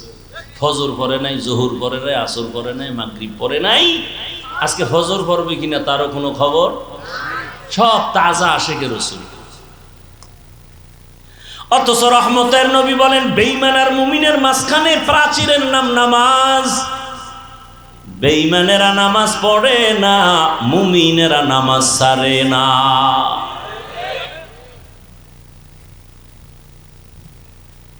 একটু শুনে যান, মানুষ কাকে বলে? মানুষ হতে পারি নাই। বক্তা হওয়া সহজ, মানুষ হওয়া বড় কঠিন। আবু জাহাল নবীরে চিনে জানে, খানা খায় দেখে, কালেমা পড়ে না কেন? মানুষ হতে পারে নাই। মানুষ হওয়া বড় কঠিন। এত বয়ান আর বয়ান, দাওয়াত তাবলীগের বয়ান, পীর মাশায়েখের বয়ান, আমগো বক্তাদের বয়ান, এরপরেও কেন মসজিদে মুসল্লি নাই? আসল কাজ হলো মানুষ নেই। সব একটাই মেহনত। মানুষ যেদিন হবে, মাওলানা হওয়া লাগবে না, মুফতি হওয়া লাগবে না। মানুষ যদি হতে পারো, বিনা হিসাবে জান্নাত। রহমতের নবী দাওয়াত দিতেছেন, এক আল্লাহর ইবাদত করো। কিছুদিন পর নবী আবার দাওয়াত দিতে যায়, আর কয় তোমরা রহমানের ইবাদত করো। মক্কার বেঈমানেরা কয় আব্দুল্লাহর ছেলে মুহাম্মদ, এতদিন বললি আল্লাহর ইবাদত করবো, এখন আবার রহমানের কথা বলো কেন? তোর আল্লাহ দুইজন নি? কয় না না না, দুইজন না। কয়জন? কয় একজন। তো জবাব দে, মানির রহমান, রহমান আবার কে? নবী বলেন অপেক্ষা কর, আমার আল্লাহ রহমান কে? জবাব দিয়া আল্লাহ বলে নবী ওদের জানায় দেন আমি রহমান কে। আর রহমান আল্লামাল কুরআন। রহমান হলেন তিনি, কোরআন শিক্ষা দিলেন যিনি, খালাকাল ইনসান, মানুষ সৃষ্টি করলেন যিনি। এইবার মূল কথা খেয়াল করেন, আল্লাহ বলেন রহমান হলেন তিনি, কোরআন শিখাইলেন যিনি, মানুষ বানাইলেন যিনি, তিনি হলেন রহমান।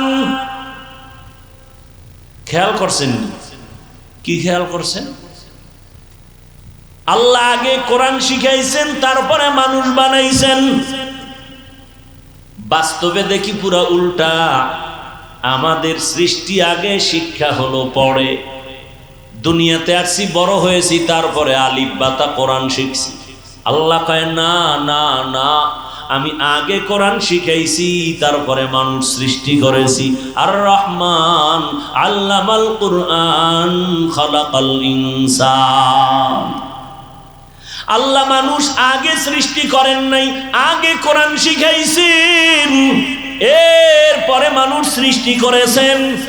আল্লাহ যতই বলেন, আমরা বাস্তবে তো দেখি যেটা চোখের সামনে। আমরা আগে কোরআন শিখি নাই, আমরা আগে জন্ম নিয়ে বড় হয়ে তারপরে কোরআন শিখছি। ও আল্লাহ গো, আপনি কেন উল্টা বললেন আমাদের সামনে? মুফাসসিরিনে কেরাম জবাব দেয়, ফিআলুল হাকিম লা ইয়াখলু আনিল হিকমা। হাকিমের কোনো কাজ হিকমত থেকে খালি না, জ্ঞানীদের কোনো কাজ জ্ঞান থেকে শূন্য না। আল্লাহ কেন বললেন? এর কারণ আল্লাহর আদালতে সব মানুষের কোনো দাম নাই, সব মানুষ জান্নাত পাবে না। বলে কোন মানুষ পাবে, কোন মানুষ পাবে না? জমিনে একদল মানুষ হলো বংশগত মানুষ, আর একদল মানুষ হলো জন্মগত মানুষ, আর একদল মানুষ হলো গুণের মানুষ। কয় দল হইল? জন্মগত মানুষ জান্নাত পাবে না, বংশগত মানুষের শুধু এই পরিচয় জান্নাত পাবে না, একমাত্র গুণের মানুষ পাবে জান্নাত। বংশগত মানুষ মানে আদম নবীর বংশে যারা আসছে, আদম নবীর বংশে তো হিন্দুরাও আসছে, বৌদ্ধরাও আসছে, সব নাকি হিন্দুরা অন্য নবীর, সব আদম নবীর বংশে। এই পরিচয়ে যদি জান্নাত পায়, বিধর্মীরাও জান্নাত পাবে? পাবে? পাবে না। অতএব বংশগত মানুষের পরিচয়ে জান্নাত হবে না। আমার আব্বা জানের ঔরসে আমার জন্ম, আমার আব্বা জান জন্মগত আমার বাবা, আমি তার জন্মসূত্রে সন্তান, এই পরিচয়ে জান্নাত পাওয়া যাবে না। আমার বাবার জন্মে আমি মানুষ হইতে পারি না, আমি একটা মানুষের সুরত ধারণ করে আসছি। আল্লাহ কয় আমার কাছে একমাত্র গুণের মানুষ জান্নাত পাবে। এবার গুণের মানুষ কাকে বলে শুনবেন তো, নাকি না অধৈর্য হয়ে যাইতেছেন? গুণের মানুষ কাকে বলে শুনেন। ভালো একটা মূলনীতি মনে রাখবেন আজীবন। কোন বস্তু যদি বানায়, বানানেওয়ালা কোনো কাজের জন্য বানায় নাকি এমনি? কাজের জন্য বানায়। ভালো করে মনে রাখবেন এই মূলনীতি, উসুল। কোন বস্তু বানানেওয়ালা যেই কাজের জন্য বানাবে, ওই কাজ হলো ওই বস্তুটার গুণ, ওই কাজ। যেমন আমার সামনে মাউথ আছে, কথা বলি, মেশিনে আমার কথা টান দিয়া হর্ন থেকে কথাগুলো ইউনিটের মাধ্যমে বের করতেছে। এক কথায় এই মাউথ, এই মেশিন, এই মাইক বানাইলো কেন? বলে আওয়াজ দেওয়ার জন্য। তাহলে মাইকের কাজ কি? আওয়াজ না দেওয়া, না দেওয়া? তাহলে এই বস্তুটা বানাইছে আওয়াজ দেওয়ার জন্য, এই মাইকের গুণ হলো আওয়াজ দেওয়া। বাতিওয়ালা বাতি বানানো কেন বানাইলো? অন্ধকার করার জন্য। কি কাজ? আলো দেওয়ার জন্য। তো বাতির গুণ কি? আলো দেওয়া। ঘড়িওয়ালা ঘড়ি বানাইছে টাইম দেওয়ার জন্য, ঘড়ির গুণ টাইম দেওয়া। পাখাওয়ালা পাখা বানাইছে বাতাস দেওয়ার জন্য, পাখার গুণ বাতাস দেয়া। মাইকের গুণ আওয়াজ দেওয়া, বাতির গুণ আলো দেওয়া, পাখার গুণ বাতাস দেয়া। যদি মাইক আওয়াজ না দেয়, সবাই বলবে এটাকে ফেলে দাও। কেন? বলে এটা গুণের মাইক না। বাতির গুণ আলো দেওয়া, বাতি যদি আলো না দেয় বলবে ভেঙে ফেল, এটা গুণের বাতি না। পাখা যদি বাতাস না দেয় বলে ফেলে দাও, এটা গুণের পাখা না। এতটুকু কথা বুঝছেননি? যেই বস্তু যেই কাজের জন্য বানানো হয়, ওই কাজ হলো বস্তুটার গুণ। ভালো করে বুঝো। মাইকের গুণ আওয়াজ দেওয়া, বাতির গুণ আলো দেওয়া, পাখার গুণ বাতাস দেয়া। এবার আপনারা একটু বলবেন জানা থাকলে, আমাদের মতো মানুষ আল্লাহ কোন কাজের জন্য বানাইছেন? বিড়ি টানার জন্য। ওয়ামা খালাকতুল জিন্না ওয়াল ইনসা ইল্লা লিয়াবুদুন।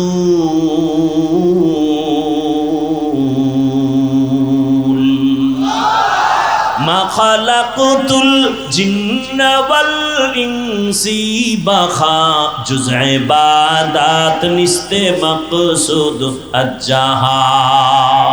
মানুষের কাজ হলো ইবাদত। মানুষের কাজ কি? তাহলে মানুষের গুণ কি?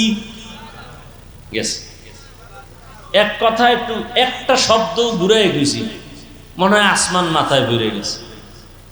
মানুষের কাজ ইবাদত। তা যেই বস্তু যেই কাজের জন্য বানায়, ওই কাজ ওই বস্তুটার গুণ। আমাদের বানাইছেন ইবাদতের কাজের জন্য, আমাদের ইবাদত করাটাই গুণ। ইবাদত করলে আমি গুণের মানুষ। মাইক আওয়াজ দিলে গুণের মাইক, বাতি ঠিকমতো আলো দিলে গুণের বাতি, পাখা যদি ঠিকমতো বাতাস দেয় গুণের পাখা, মানুষ যদি ঠিকমতো ইবাদত করে গুণের মানুষ। মাইক যদি আওয়াজ না দেয়, গুণের মাইক না লাথি মেরে ফালায়া দে। মানুষ তোর গুণ হলো ইবাদত, ইবাদত না নিয়ে যদি আজরাইলের হাতে ধরা পড়ে যাও, আল্লাহ বলবে কে লাথি মেরে জাহান্নামে ফালায়া দে, এটা গুণের মানুষ না।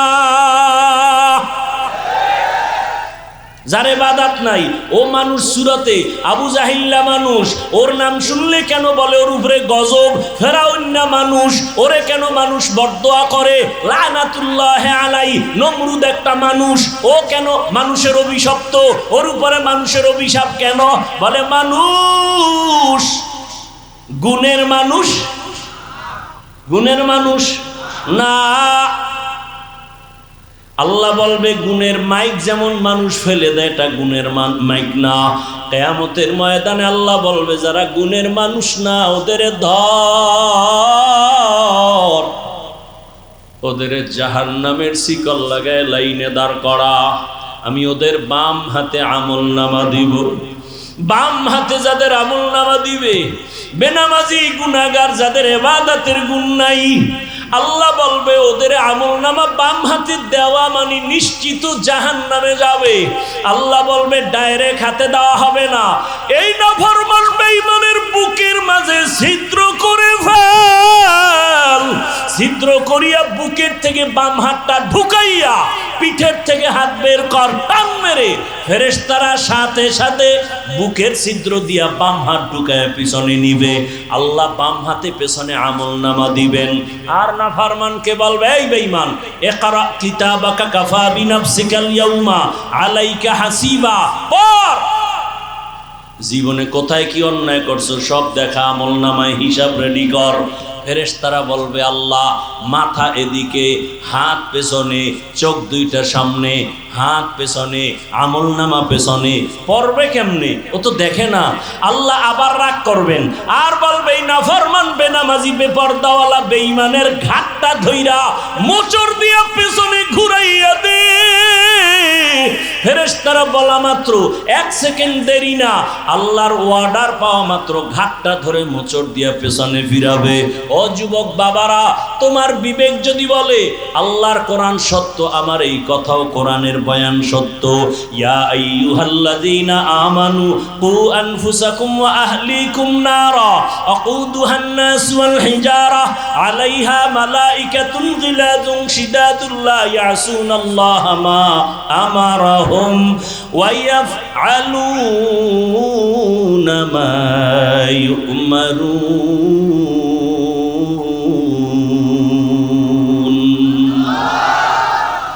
ফেরেশতাকে আল্লাহ যা বলবেন তাই। আর ইবাদতের গুণ নিয়ে যারা কবরে যাবে, আল্লাহ তাদের জন্য কবর জান্নাত বানাবেন। হাসরের ময়দানে আল্লাহ অর্ডার করবে, এই নাজাত পানেওয়ালা নেক আমলওয়ালারা, তোমরা যারা ইবাদতের গুণ নিয়ে আসছো, তোমরা খবরদার সূর্যের গরম সহ্য করতে পারবা না। আমি আল্লাহর কুদরতের ডান পাশে আরশে আজিম, ওখানে গিয়ে তোমরা অপেক্ষা করো। ইয়া আইয়াতুহান নাফসুল মুতমাইন্নাহ ইরজিই ইলা রাব্বিকি রাদিয়াতাম মারদিয়াহ ফাদখুলি ফি ইবাদি ওয়াদখুলি জান্নাতি। আগে জান্নাত না, আগে আমার মহব্বতের বান্দাদের কাফেলায় ঢোক, এরপরে হলো জান্নাত। ও আমার বাবারা, মানুষের গুণ হলো ইবাদত। আর ইবাদত কোন সিস্টেমে করব? মন গড়া করলে হবে না, ইবাদতের নিয়ম জানা লাগবে, নিয়ম জানতে হবে। ইবাদতের নিয়ম জানতে হলে কোরআন লাগবে, কোরআন বুঝতে হলে হাদিস লাগবে। তুমি পড়তে পারো না, আলেম লাগবে, আলেম থেকে কোরআন হাদিস যাই না, ইবাদতের নিয়ম শিখা। ইবাদত করলে তুমি গুণের মানুষ। আর গুণের মানুষের জন্য বিনা হিসাবে জান্নাত। তাহলে কি প্রমাণ হলো? আল্লাহ এই কথা বুঝাবার জন্য বলে, আমি আগে মানুষ বানাই নাই, আগে কোরআন শিখাইছি, তারপরে মানুষ বানাইছি। অর্থাৎ যারা আলেম ওলামাদের কাছে যাইয়া কোরআন শিখা ইবাদত করবে তারা গুণের মানুষ। তাহলে গুণের মানুষ হওয়ার আগে কোরআন লাগবে, কোরআন দিয়া ইবাদত বুঝবে, তারপরে করবে, তারপরে গুণের মানুষ। আল্লাহ দেখে ইঙ্গিত করে বলেন, আমি আগে কোরআন শিখাইছি, তারপরে মানুষ বানিয়েছি। আর রহমান আল্লামাল কুরআন, খলাকাল ইনসান, আমি আগে কোরআন শিখাইয়া ইবাদতের মাধ্যমে গুণের মানুষ বানাইছি। অতএব যারা উলামায়ে কেরামের কাছে যাইয়া কোরআন হাদিসের মাধ্যমে যারা ইবাদত করবা, আলেম ওলামাদের পরামর্শ নিয়া যারা মানুষ ইবাদত করে গুণের মানুষ হইবা, তাদের জন্য আমি আল্লাহ জান্নাত বানায় রাখছি। এজন্যই বলছি বাবা, আমি হাফিজুর রহমান তো মানুষই না। বাদ দাও, আমরা যাদের থেকে লেখাপড়া শিখছি তারা আরো কত আল্লাহওয়ালা, তারা যাদের থেকে ইলম আনছেন তারা আরো আল্লাহওয়ালা। এক পর্যায়ে সাহাবায়ে কেরাম তো আরো বড় দামি। কেমন দামি? 10 জন সাহাবার নামে আল্লাহ জান্নাতের টিকিট দিয়েছেন, ঠিক নি? দুনিয়াতে টিকিট পাইছেন। জানা থাকলে বলেন, প্রথম 10 জনের মধ্যে প্রথম তার নাম কি বলেন? দ্বিতীয় জনের নাম কি? এইভাবে কতজন? তাদের ইতিহাসটা একটু খেয়াল করেন না? ও আমার পর্দার আড়ালের মা বোনেরা, ও আমার যুবক বাবারা, বৃদ্ধ বাবাজি, একটু ভালো করে শুনে নেন। সাহাবায়ে কেরামদের আমল কত সুন্দর, এলেম কত সুন্দর, তাকওয়া কত সুন্দর, জিকির কত সুন্দর, নামাজ কত সুন্দর, কত সুন্দর তাদের আমল, কত সুন্দর তাদের তাকওয়া, কত সুন্দর তাদের আকীদা, কত সুন্দর তাদের ঈমান। এরপরও আল্লাহ কত খুশি হইয়া দুনিয়াতে জান্নাতের ঘোষণা দিলেন। এরপরও তাদের ইতিহাস দেখেন। রহমতের নবী নিজে বলেন, আমি এশার নামাজ পড়ে মসজিদে নববীর পাশে আমার হুজরা আয়েশার ঘর, আমি রাতের বেলা এশা পরে ঘুম, হঠাৎ করে কানের মধ্যে শুনি কান্নার আওয়াজ। কে এই রাতে কান্না করে? আমার কান সজাগ হয়ে গেছে। আমি ঘুম থেকে উঠলাম, ওইটা বাহির হলাম। বাহির হইয়া মসজিদের দরজার কিনারায় গিয়া দেখি ভেতরে একটা লোক নামাজে দাঁড়ায় কান্না করে গভীর রাতে। আমি ভালো করে নজর করে দেখলাম এই গভীর রাতে নামাজে কে কান্না করে। ভালো করে তাকায় দেখলাম সাধারণ কেউ না, আমার কলিজার সাহাবী, আমার জান্নাতের আল্লাহর ঘোষণা প্রাপ্ত সাহাবী। জান্নাতি সাহাবীদের 10 জনের ভেতরে প্রথম সিরিয়ালে যিনি, তিনি নামাজে দাঁড়ায় দাঁড়ায় হাউ মাউ করে কান্না করেন। কে? আবু বকর সিদ্দিক রাদিয়াল্লাহু আনহু। নবী বলেন, আমি অপেক্ষমান। আবু বকর নামাজ শেষ করে পিছনে তাকাইয়া দেখে রহমতের নবী দাঁড়ানো। আবু বকর আশ্চর্য হয়ে বলেন, ইয়া রাসূলুল্লাহ, আমি গোপনে আমার মাওলার সাথে আমি কথা বলতেছি, আপনি কেমনে আবার এখানে হাজির হলেন? আবু বকর, তুমি জানো না তোমার কান্নার আওয়াজে আমার ঘুম ভেঙে গেছে, তুমি নামাজে দাঁড়ায় কান্না করছো কেন? আবু বকর বলেন, ইয়া রাসূলুল্লাহ, আল্লাহর আদালতে কেমনে যে দাঁড়াবো, হাসরের ময়দানে কিভাবে দাঁড়ায় জবাব দিব? বলে, এত ভয় কেন? বলে, আল্লাহর আদালতের ভয় বড় পাইতেছি। বলে, জান্নাতের টিকিট আপনার হাতে রেডি, এরপরও কেন ভয়? বলেন, ইয়া রাসূলুল্লাহ, আপনিই তো বয়ান করেছেন হাসরের ময়দান যেদিন কায়েম হবে, এই জমিন হবে কিয়ামতের মাঠ, আরাফার ময়দান সৌদি আরব হবে আল্লাহর এই স্টেজ, অথবা অনেকে বলছে সিরিয়ার জমিন। আল্লাহ যখন কিয়ামতের কায়েমের ঘোষণা দিবেন, সূর্যটা নিচে চলে আসবে, জমিন সব সমতল, মাহফিলের সিংহায় ল্যাংটা সব নারী পুরুষরা যার যার কবর থেকে দাঁড়াবে, দাঁড়ায় সব আল্লাহর আদালতে হাজির হয়ে যাবে। আল্লাহ বলবে, সূর্য নিচে নেমে আয়, তোর যত মুখ উপরে আছে নিচে কর, যত তাপ আছে ছেড়ে দে। সূর্যের তাপে এই মাটির জমিনটা তামা হয়ে যাবে। অন্যদিকে জাহান্নামের আওয়াজ এত বিকট আওয়াজ যে আওয়াজে হাসরের ময়দানটা থরথর করে কাঁপতে থাকবে। আবু বকর বলেন, ইয়া রাসূলুল্লাহ, আপনিই বয়ান করেছেন, এত ভয়ঙ্কর হবে হাসরের মাঠ। আল্লাহ নিজেও রাগ করে আওয়াজ দিবেন, লিমানিল মুলকুল ইয়াউম লিল্লাহিল ওয়াহিদিল কাহ্হার। এমন কঠিন অবস্থা হবে, নারী পুরুষ সব উলঙ্গ, মাথার মগজগুলো ভাতের মারের মতো ঘুরতে থাকবে, জাহান্নামের আওয়াজে সবাই পাগলের মতো হবে। নবীরা পর্যন্ত যাদের গুনাহ নাই তারাও কান্নায় বেকারার হয়ে যাবেন। আদম নবী কাঁদবেন নিজের চিন্তা, উপায় কি হবে? মুসা নবী কাঁদবেন, আমার উপায় কি হবে? ঈসা নবী কান্না করবেন, আমার উপায় কি হবে? এমন এক পরিস্থিতির মধ্যে নবীরা যদি কান্না করেন, আমি আবু বকরকে যদি আল্লাহ ডাক দেয়, আবু বকর আমার জান্নাত পাওয়ার জন্য কি নিয়ে আসছো, এমন কি আমল? আমি যদি বলি হে আল্লাহ তোমার জান্নাত আর তোমার মহব্বতে নামাজ তেলাওয়াত রোজার আমল নিয়ে আসছি, আল্লাহ যদি বলে আবু বকর যেইভাবে নামাজ চাইছিলাম ওইভাবে হক আদায় করে নামাজ পড়ো নাই, আমি যেইভাবে তেলাওয়াত করলে খুশি হতাম ওইভাবে তেলাওয়াত তুমি দিতে পারো নাই, যেইভাবে জিকির করলে আমি আল্লাহ নিজে খুশি হতাম ওইভাবে হক আদায় করে জিকির হয় নাই, যাও তোমার আমল তুমি নিয়ে জাহান্নামে যাও, আমার জান্নাত আমাকে দিয়া দাও। ওর দয়ার নবী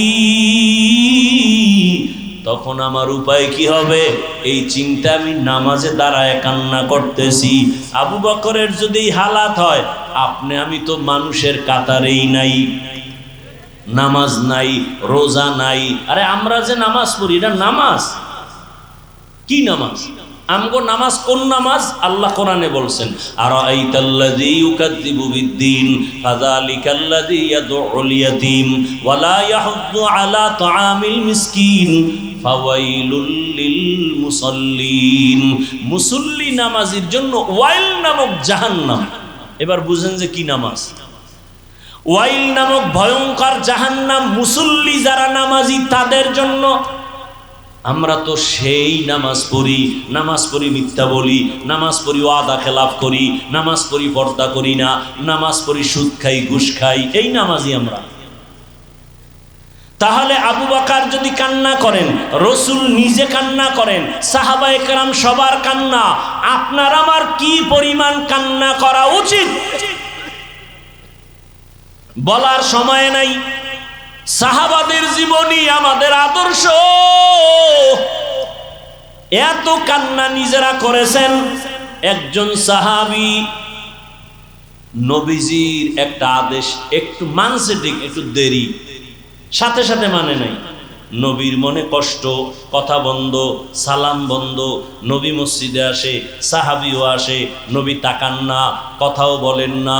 সাহাবীর মাথা গরম হয়ে গেছে, আমি বোধহয় মইরা যাব, নবী যদি না তাকায়, সালাম না নেয়, আমার মতো পোড়া কপাল কেউ নাই। এতটা ভয়, ঘরের মধ্যে গিয়া বিবি রে কয়, বিবি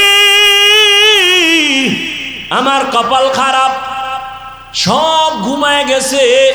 এইবার কয়, বিবি চলো একটা রশি হাতে নাও, মসজিদের মধ্যে চলো, নবীর মসজিদে নববী।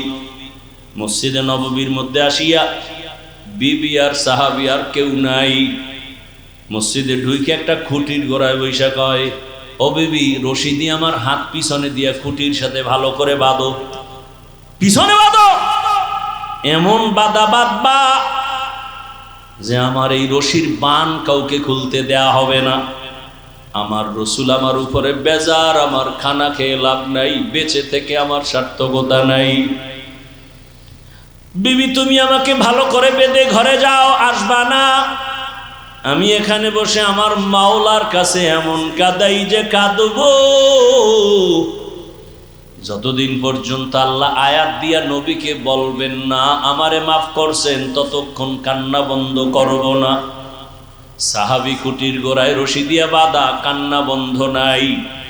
নামাজ পড়ে ইশারা ইঙ্গিতে কান্না চলছে, এমন কান্না নবী তাকান না, কথাও বলেন না।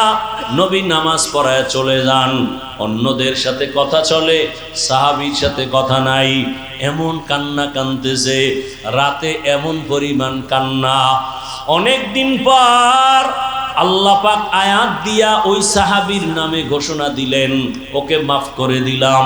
নবী এবার আসছে হাসি মুখে, ও সাহাবী আয়াত চলে আসছে, জিব্রাইল আসছে, আল্লাহ তোমার তওবা কবুল করে ফেলেছেন, তোমারে আল্লাহ মাফ করেছেন, তুমি এবার বিদায় নাও, মনের কষ্ট দূর করো। সাহাবী কাঁদেন আর বলেন, ইয়া রাসূলুল্লাহ আমার রশির বান আপনি না খুললে আমি কাউকে খুলতে দিব না। আপনি যদি আমার উপরে খুশি মনে আমার রশির বানটা খুলিয়া দেন, আমি মনে করব আল্লাহ আমার উপরে খুশি হয়েছে। রহমতের নবী নিজ হাতে বান খুলে দিলেন। আজও মদিনায় যাও, আমি কয়েকদিন আগে মদিনার নববীতে গেলাম, রিয়াজুল জান্নায়। আমাদের বাংলাদেশিরা ওখানে ডিউটি করে, 10 মিনিটের বেশি টাইম দেয় না, পুলিশ সরায়া দেয়। ওরা বলল, হুজুর আপনি মোহাব্বতে এক কোনায় বয়া ইবাদত করেন, আপনাকে পুলিশ কিছু বলবে না, আমরা বলে দিচ্ছি। পুলিশ আইসা আমার পাশ দিয়া যায়, আমি বসি এক খুঁটির গোড়ায় বসি, উপরে তাকায় দেখি খুঁটির গোড়ায় নাম লেখা সতুনে উস্তুনে হান্নানা। সুযোগ পেলে ওখানে গিয়ে 2 রাকাত নামাজ। আবার আর একটা খুঁটির উপরে লেখা সতুনে আয়েশা। আম্মা জান আয়েশা বেশি বেশি খুঁটির গোড়ায় বসে বসে আল্লাহর ইবাদত করতেন, ইতিকাফ করতেন। আবার ওই যে সাহাবী কান্না করেছেন তওবার খুঁটি, ওই খুঁটির গোড়ায় এখন উপরে লেখা সতুনে তওবা, ওটা তওবার খুঁটি এখনো লেখা, আরবিতে লেখা। ওই সাহাবীর তওবা কবুল হয়েছে।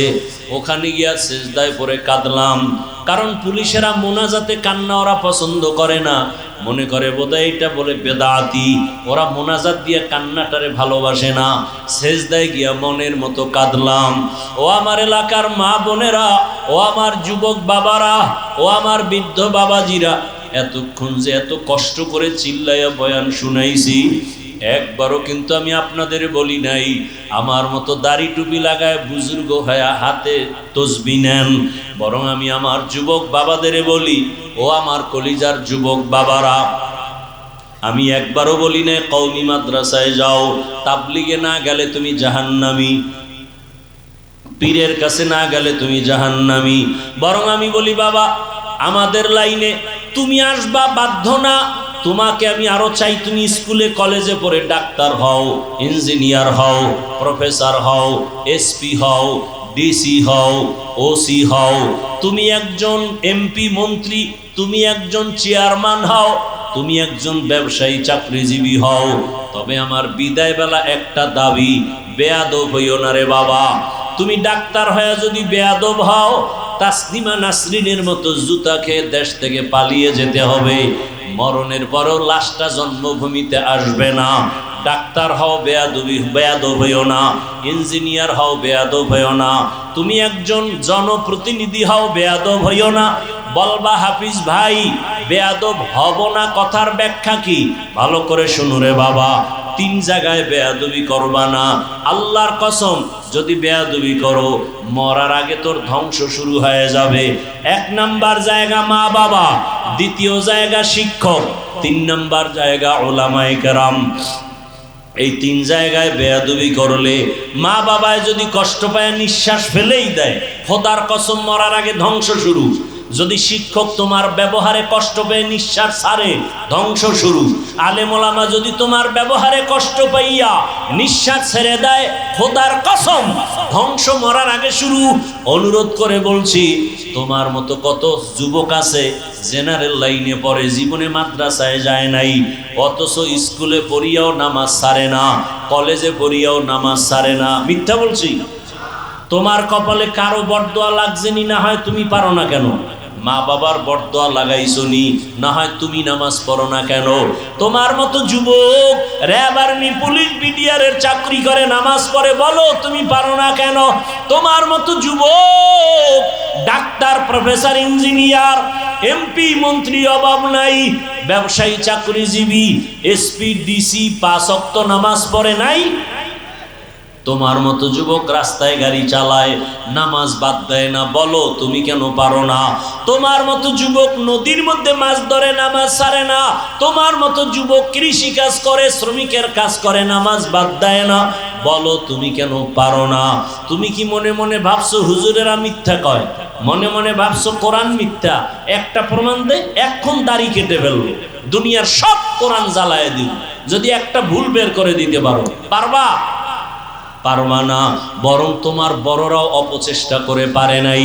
অতএব তোমার হাতে পায়ে বিনয়ের সাথে অনুরোধ করে ধরে বলি, আর নামাজ ছাড়িও না। জীবনে মনের ঝাল মিটায় এত গুনাহ কম করো নাই। মনে শখ লাগছে নামাজ পড়বা না, পড়ো নাই। মনে শখ আসছে দাড়ি কাটবা, কেটেছো। মনে শখ লাগছে পার্কে যাবা, দৌড়ায় গেছো। মনে শখ লাগছে সারা রাত মোবাইলে গুনাহ করবা, করেছো। এখনো কি তওবা করবা না? ও পর্দার আড়ালের মা বোনেরা, আপনার মতো কত মা কত বোন এই এলাকায় এখনো আছে, পর্দা করে, নামাজ পড়ে নাই, মোবাইলে সময় নষ্ট করে না, স্বামীর মাল হেফাজত করে। আম্মা জানেরা, বোনেরা, আপনারা কেন নামাজ পড়তে পারেন না? কয়দিন আর মার্কেটে ঘুরিয়া নিজের ইজ্জত নষ্ট করবেন? একটা সন্তানকে আদর্শ ডাক্তার বানায় যান, আদর্শ ইঞ্জিনিয়ার বানায় যান, আরে আদর্শ কোরআন পড়নেওয়ালা বানায় যান। আপনার সন্তান যদি আপনার আদর্শ পাইয়া সুন্দর ব্যবহার দেয়, কোরআন শিখতে পারে, ডাক্তার হইয়াও কোরআন তেলাওয়াত করবে, নামাজের সময় নামাজ আদায় করবে, আপনাদের জন্য দোয়া করবে, ওলামায়ে কেরামের সাথে সুন্দর আচরণ করে চলবে, এমন ডাক্তার হতে পারলে আপনার সন্তানও ধন্য, আপনার জীবনও ধন্য। এরে আম্মা জানেরা, কয়দিন আর দুনিয়ায় বাঁচবেন? এমন একটা দিন নেই গাড়ির নিচে, পানির নিচে যুবকের লাশ দেখা যায় না, ঘুমের বিছানায় লাশ। কোন দিন মরণ হবে জানা নাই, এখনো সময় আছে, তওবা করেন। মনেরে বুঝান রে মন, জীবনে কত স্বাধীনভাবে চলছি আর গুনাহ করেছি, আজকে থেকে তৈরি হয়ে গেলাম। আমার মতো নারী যদি নামাজি থাকে আমি কেন পারবো না? আমার মতো নারী যদি স্বামীর খেদমত করে আমি কেন পারবো না? আমার মতো নারী যদি মোবাইল না চালায় আমি কেন পারবো না? আমি একটা ভালো সন্তানের মা হইয়া কবরে যাই, পারলে আলেমের মা হইয়া যাই, পারলে হাফেজে কোরআনের মা হইয়া যাই। যদি জেনারেল লাইনেও সন্তান থাকে, অন্তত আদর্শওয়ালা সন্তানের মা হইয়া কবরে যাই, আপনার জীবন ধন্য।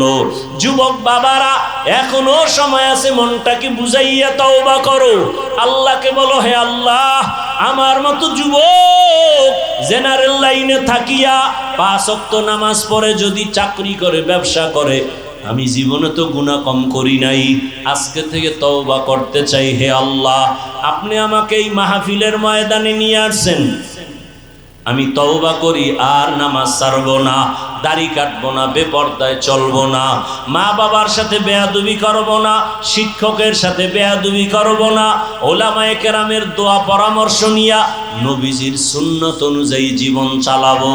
তওবা করার মতো যদি অন্তর তৈরি হয়, মুনাফিকি যদি না থাকে, খাঁটি তওবার নিয়ত যাদের আছে, দুটো হাত আমার আল্লাহকে দেখায়া দেন। আয় আল্লাহ, হাতগুলো কবুল করে নেন। আয় আল্লাহ, আমাদের তওবা কবুল করে নেন। তওবার উপরে মজবুত হইয়া চলার তৌফিক দান করেন, আমিন। বাবারা, আল্লাহর কাছে খাঁটি তওবা। আলেম হতে পারেন নাই, আলেমকে মোহাব্বত করবেন, সহযোগিতা করবেন। এই যে মাদ্রাসা, আজকে মাদ্রাসার কারণে এখানে বয়ান, এখানে আমরা আসছি, আরো ওলামায়ে কেরাম, মিজান সাহেব হুজুর কত দোয়া করলেন, এই মাদ্রাসার কারণে এলাকায় রহমত। মাঝে মাঝে দেখেন, আজানের 1 ঘন্টা আগে এসে দেখবেন, মাদ্রাসার বাইরে দাঁড়ায় শুনবেন বাচ্চাদের চোখের কান্নার আওয়াজ। ওরা তাহাজ্জুদে দাঁড়ায়, ছোট ছোট বাচ্চাগুলো বাসায় থাকলে সকাল 10টার আগে ঘুম থেকে উঠে না, আর এই মাদ্রাসার ছাত্রগুলো ছোট ছোট বাচ্চা হেফজোখানায় ভোর রাত ওইটা উজু বানাইয়া সিজদায় পড়ে কাঁদে আর দোয়া করে, আল্লাহ আমার মা বাবাকে মাফ করে দাও, আমারে তুমি ইলমের নূর দিয়া কবুল করো, এলাকায় শান্তি দাও। ও বাবা, আলেম হতে না পারলেও যারা কোরআন সিনাই নিয়ে চলে তাদের সহযোগিতা করিয়েন। কত গরিব গরিব ছাত্র আছে, সামনে শীত আসতেছে, একটা শীতের কম্বল কিনতে পারে না, একটা তোষক কিনতে পারে না, অনেক গরিবরা মাদ্রাসায় পড়ে, ওরে একটা মশারিও কিনতে পারে না। যদি আপনি জানেন, মাদ্রাসায় এসে হুজুরকে বলবেন, হুজুর একটা এতিম ছাত্র, গরিব ছাত্রকে আমি 1 সেট জামা কাপড় দিব, জীবন ভর ওই সন্তান আপনাকে ভুলবে না, দোয়া করবে। একটা মশারি কিনে দেন, 1 সেট কিতাব কিনে দেন, আপনি একটা লুঙ্গি কিনিয়ে দেন, আপনার সওয়াব হবে না গুনাহ? সওয়াব। আপনি আলেম না হইয়া ওই ছেলেরে সহযোগিতা করলে ও আলেম হইয়া যা পাবে, আল্লাহ আপনাকে সেই পরিমাণ সম্মান দিয়া হাসরের ময়দানে জান্নাতের ফয়সালা করবেন। রাজি আছেননি? সব সময় যেখানে থাকেন মাদ্রাসার খেদমত করবেন, আলেম ওলামার সহযোগিতা করবেন, দোয়া নিবেন। কি নিবেন? দোয়া। আল্লাহ সবাইকে কবুল করেন। আপনাদের দোয়া করার দরকার আছে? না গুনা টুনা জাগো না, এগো দোয়াও লাগে না, দোয়া করবেন। আমিও আপনাদের কাছে দোয়া চাই। আমি দোয়া চাইতে পারি না? আমি এক মাদ্রাসার খেদমত করি ঢাকা। আপনারা অনেক সময় দেখছেন অনলাইনে 20 কোটি টাকার একটা জায়গা নিয়েছে। কত? 20 কোটি টাকার একটা জায়গা নিয়েছে। অনেক কষ্ট করে জীবনটাকে আপনাদের এই পর্যন্ত নিয়ে আসছে। অনেকে বলে হাফিজ ভাই এত সাহস করলেন কিভাবে? আমি বললাম, এক সাহস আমার আল্লাহর দয়া, আর এক সাহস আমার দেশ বিদেশে প্রবাসে আমার ভাই বোনদের দোয়া। অনেকে সহযোগিতা করে আল্লাহর জন্য, আমার জন্য না, আমি দিনের জন্য দোয়া চাই। এবং কেউ যদি মনে করেন সহযোগিতা করবেন, আমার দাবি আছে না নাই? এটাই তো ভালোবাসা, আমার জন্য না, মাদ্রাসার কোরআনের জন্য। ওই জায়গাটা এখনো পুরা টাকা দিতে পারিনি, অনেক টাকা বাকি। 6 মাস হয়েছে জায়গা বায়না দিছি মোটামুটি, তাও ঋণী, অনেক ঋণী। এমন একটা রাত নাই কান্না করি না। ছাত্ররা ভোর রাতে দোয়া করে। কেউ যদি মনে চায় যে কিছু দিবেন, আমার দাবি হলো যারা দিবেন আশা করেন, নগদ দিলে আমার হাতের থেকে একটা কার্ড নিয়ে যাবেন। এক জায়নামাজ পরিমাণ জায়গার মূল্য এখানে লেখা আছে 40,800 টাকা। 1 স্কোয়ার ফিট জায়গা 5,100 টাকা। যারা এতটুকু দিতে পারবেন না, অন্তত 1,500 টাকা দিয়ে হলো এখানে বিকাশ নাম্বার, অ্যাকাউন্ট নাম্বার আছে। যদি মনে চায় যে হ্যাঁ পরে দিব, একটা হ্যান্ডবিল নিয়ে যাবেন, লিফলেট নিয়ে যাবেন মোনাজাতের পরে। আর নগদ যদি বলেন না আমি 5,100 টাকা দিয়ে একটা কার্ড নিব, আমার হাত থেকে কার্ড নিয়ে যাবেন 5,100 টাকা দিয়ে মাদ্রাসার জন্য। কেউ যদি বলেন এত পারবো না, 1,500 দিব, আপনি এখানে কুপন আছে, মোনাজাতের পর একটা কুপন 1,000 বা 500 টাকা দিয়ে নিয়ে যাবেন। দিনের স্বার্থে বলছি, রসুলের সুন্নাত অনুযায়ী বলছি। দান চাওয়াও সুন্নত, দান করাও সুন্নত, রসুলের সুন্নত। অতএব আমার ব্যক্তির জন্য না, আমি ওয়াজ করি, সব টাকা মাদ্রাসায় গিয়ে দেখে আসেন। একদিন দাওয়াত দিলাম সবাইকে, একদিন আসবেন। 12 মাস প্রতিদিন দুপুর বেলা 30, 40, 50 জন মেহমান খাইতেছে 12 মাস। আমার দাবিটাকে অযৌক্তিক, তবে যে কেউ এই লিফলেটটা নিবেন না। মা বোনদেরকে অনুরোধ করব, যদি মনে চায় কোরআনের খেদমতে মোহাব্বতের সাথে যদি দিতে চান, কারো মাধ্যমে নগদ এখানে দিয়া 5,100 টাকার একটা কার্ড বা এক জায়নামাজ 40,800, নয় পরে দিবেন। অ্যাকাউন্ট নাম্বার, বিকাশ নাম্বারে যদি মনে করেন এখানে ডিটেল সব ঠিকানা লেখা আছে, একটা লিফলেট যারা দিবেন তারা নিবেন, অন্যরা নিয়ে খেয়ানত করবেন না। এটা মাদ্রাসার আমানত, আল্লাহ সবাইকে কবুল করে। মৃত্যু পর্যন্ত দিনের খেদমত করে যাবেন। একটা কথা দিয়ে হোক, 1 টাকা